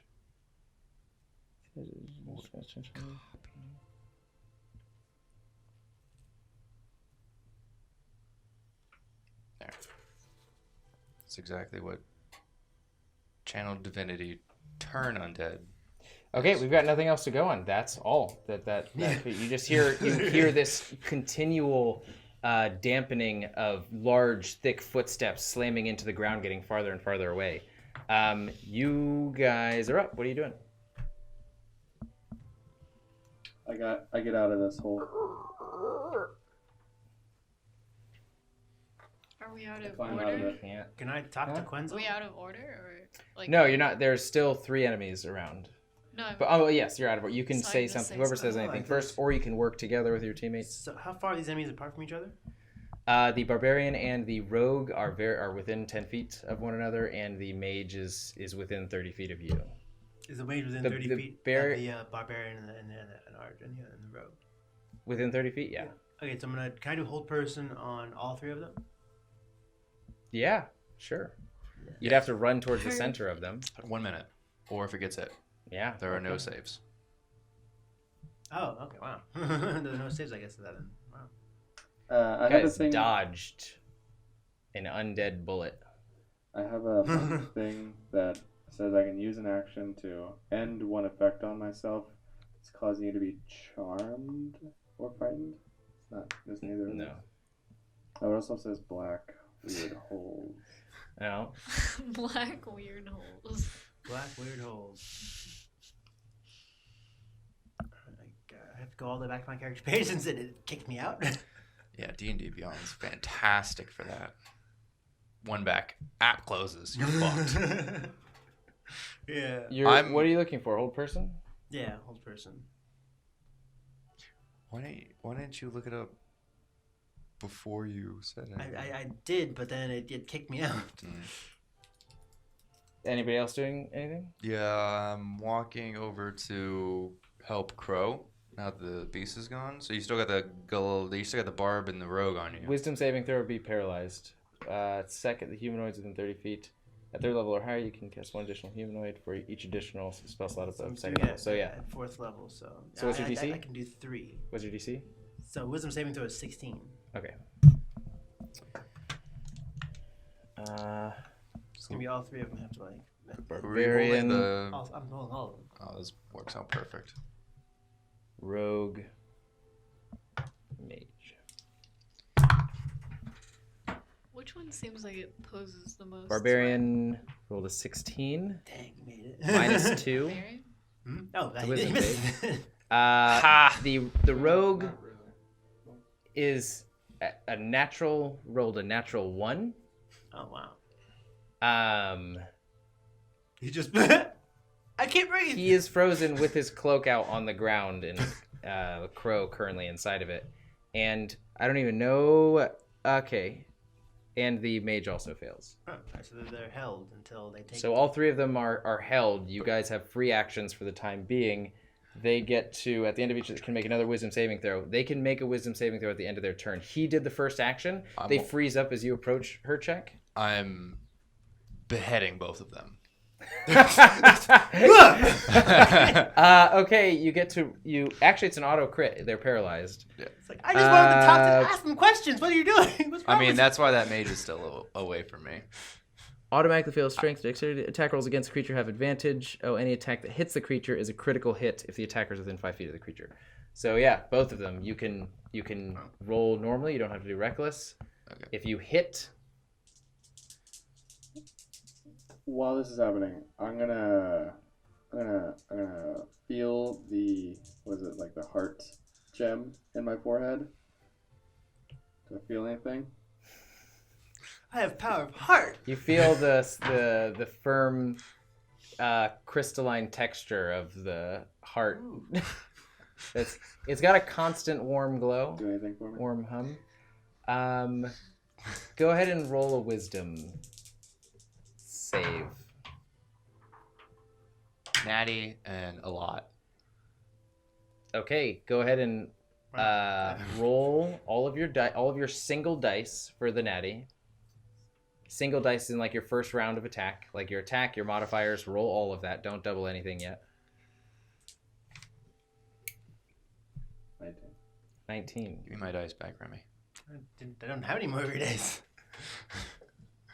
I'm looking for a kingdom's Do you want hearts. these dice? Yeah, you can use them. Yes. You turn around and there's this white porcelain Nope, door. luckily. Yeah, luckily Slowly got that out of the opening. way. Do I see my heartless? I'm a heartless. Jesus Christ. 9, 15, 19, 26, 27, 28, 29, 30, 31, 32, 33, 34. Yeah, 34 for the first hit. Criticals. Doubled. 68. His fate is in your hands. Which one? Which one are you hitting first? The rogue. Yeah, either one Just- within 60. And he's just frozen? Yeah. Just want to take his head and just go. You I have With the the natural 20 sword? with a natural 20. Yeah, with a natural 20. I will just say that you are like looking around for Crow as you're just slowly inserting the blade in Like- through his skull. and it makes its way, sneaks its way into your vision as it's slowly coming out. Blood sort of like coursing along the grooves of it and spilling out. Crow, as you're down there, you hear this, and you turn around and you see like through the water this dark orb that is just, and then this blade just comes straight at you, and all the darkness and all of the water, yet not water, just starts and sucking you down the lengths of it as you just like explode out of the ground a few feet and land on the gravelly floor of the floating forest. Darkness sort of like receding into the cracks around you as you hear the slap of the body of the rogue that you were facing off against hit the ground. I'm gonna stay slump on the ground. My eyes are flickering and I may be malfunctioning right now. Okay, go ahead and you hit the other guy. Go ahead and roll damage, and then Get that. I just realized you got a natural 20 on top of an already crit, so it's an auto crit if they're paralyzed in a hit. So would that be like triple the damage? You hear and the mage also dies. You severed the collective life force in this area. Another 68. Wow. Yeah, his fate is in your hands as well. I just wanted to stop them. Why? Why? Content. This is a I bisect him at the waist. Wow. So you just whoop, whoop. Yep. He doesn't actually fall or anything. You just bisect him at the waist, and blood starts pooling down his legs, and you can see his eyes go down and look at his attempt to look at what has just happened down there, and they just roll to the back of his head. Everything comes back to life. Just blood, and his body slumps over. Cool. Now it's just the mage. Yep. Turn done. You two have your turns. He's I'm still casting Moonbeam on the mage. Carnival says, he yells at this point, like, do we want to question any of these people? Yes. I imagine it won't be hard to find more of them in the floating forest, but we have a rare opportunity. I guess I'll sit down and eat a food ration. But far be it from me to prevent, the consistent death of this group continually. Applesauce and eat a food ration out of my backpack. My movement, I'm walking to the mage. Yeah. Fine. Okay. I'm still on the ground. Continue holding him like. Were you want a passed snack? out? I assist Crow. With Andy, You're you mouth passed him out. out? No, I'm not passed out, but I'm it's like a broken Furby. Or yeah, what are those things called? Where the like Furby? twitching eyes? Furby. Yeah, Furby. I'll throw a food ration at him. Here's some What jerky. is called a Furby? I'm getting confused with your old character. Yeah. I think it was. Yeah, like that, fucking but the look trolls. distraught. Yeah. Feed me. Like, No, they were Furbies. Oh well, whatever. Things are scary. They were very scary. And Quenzel walks up to the mage as well, cracks his feathers.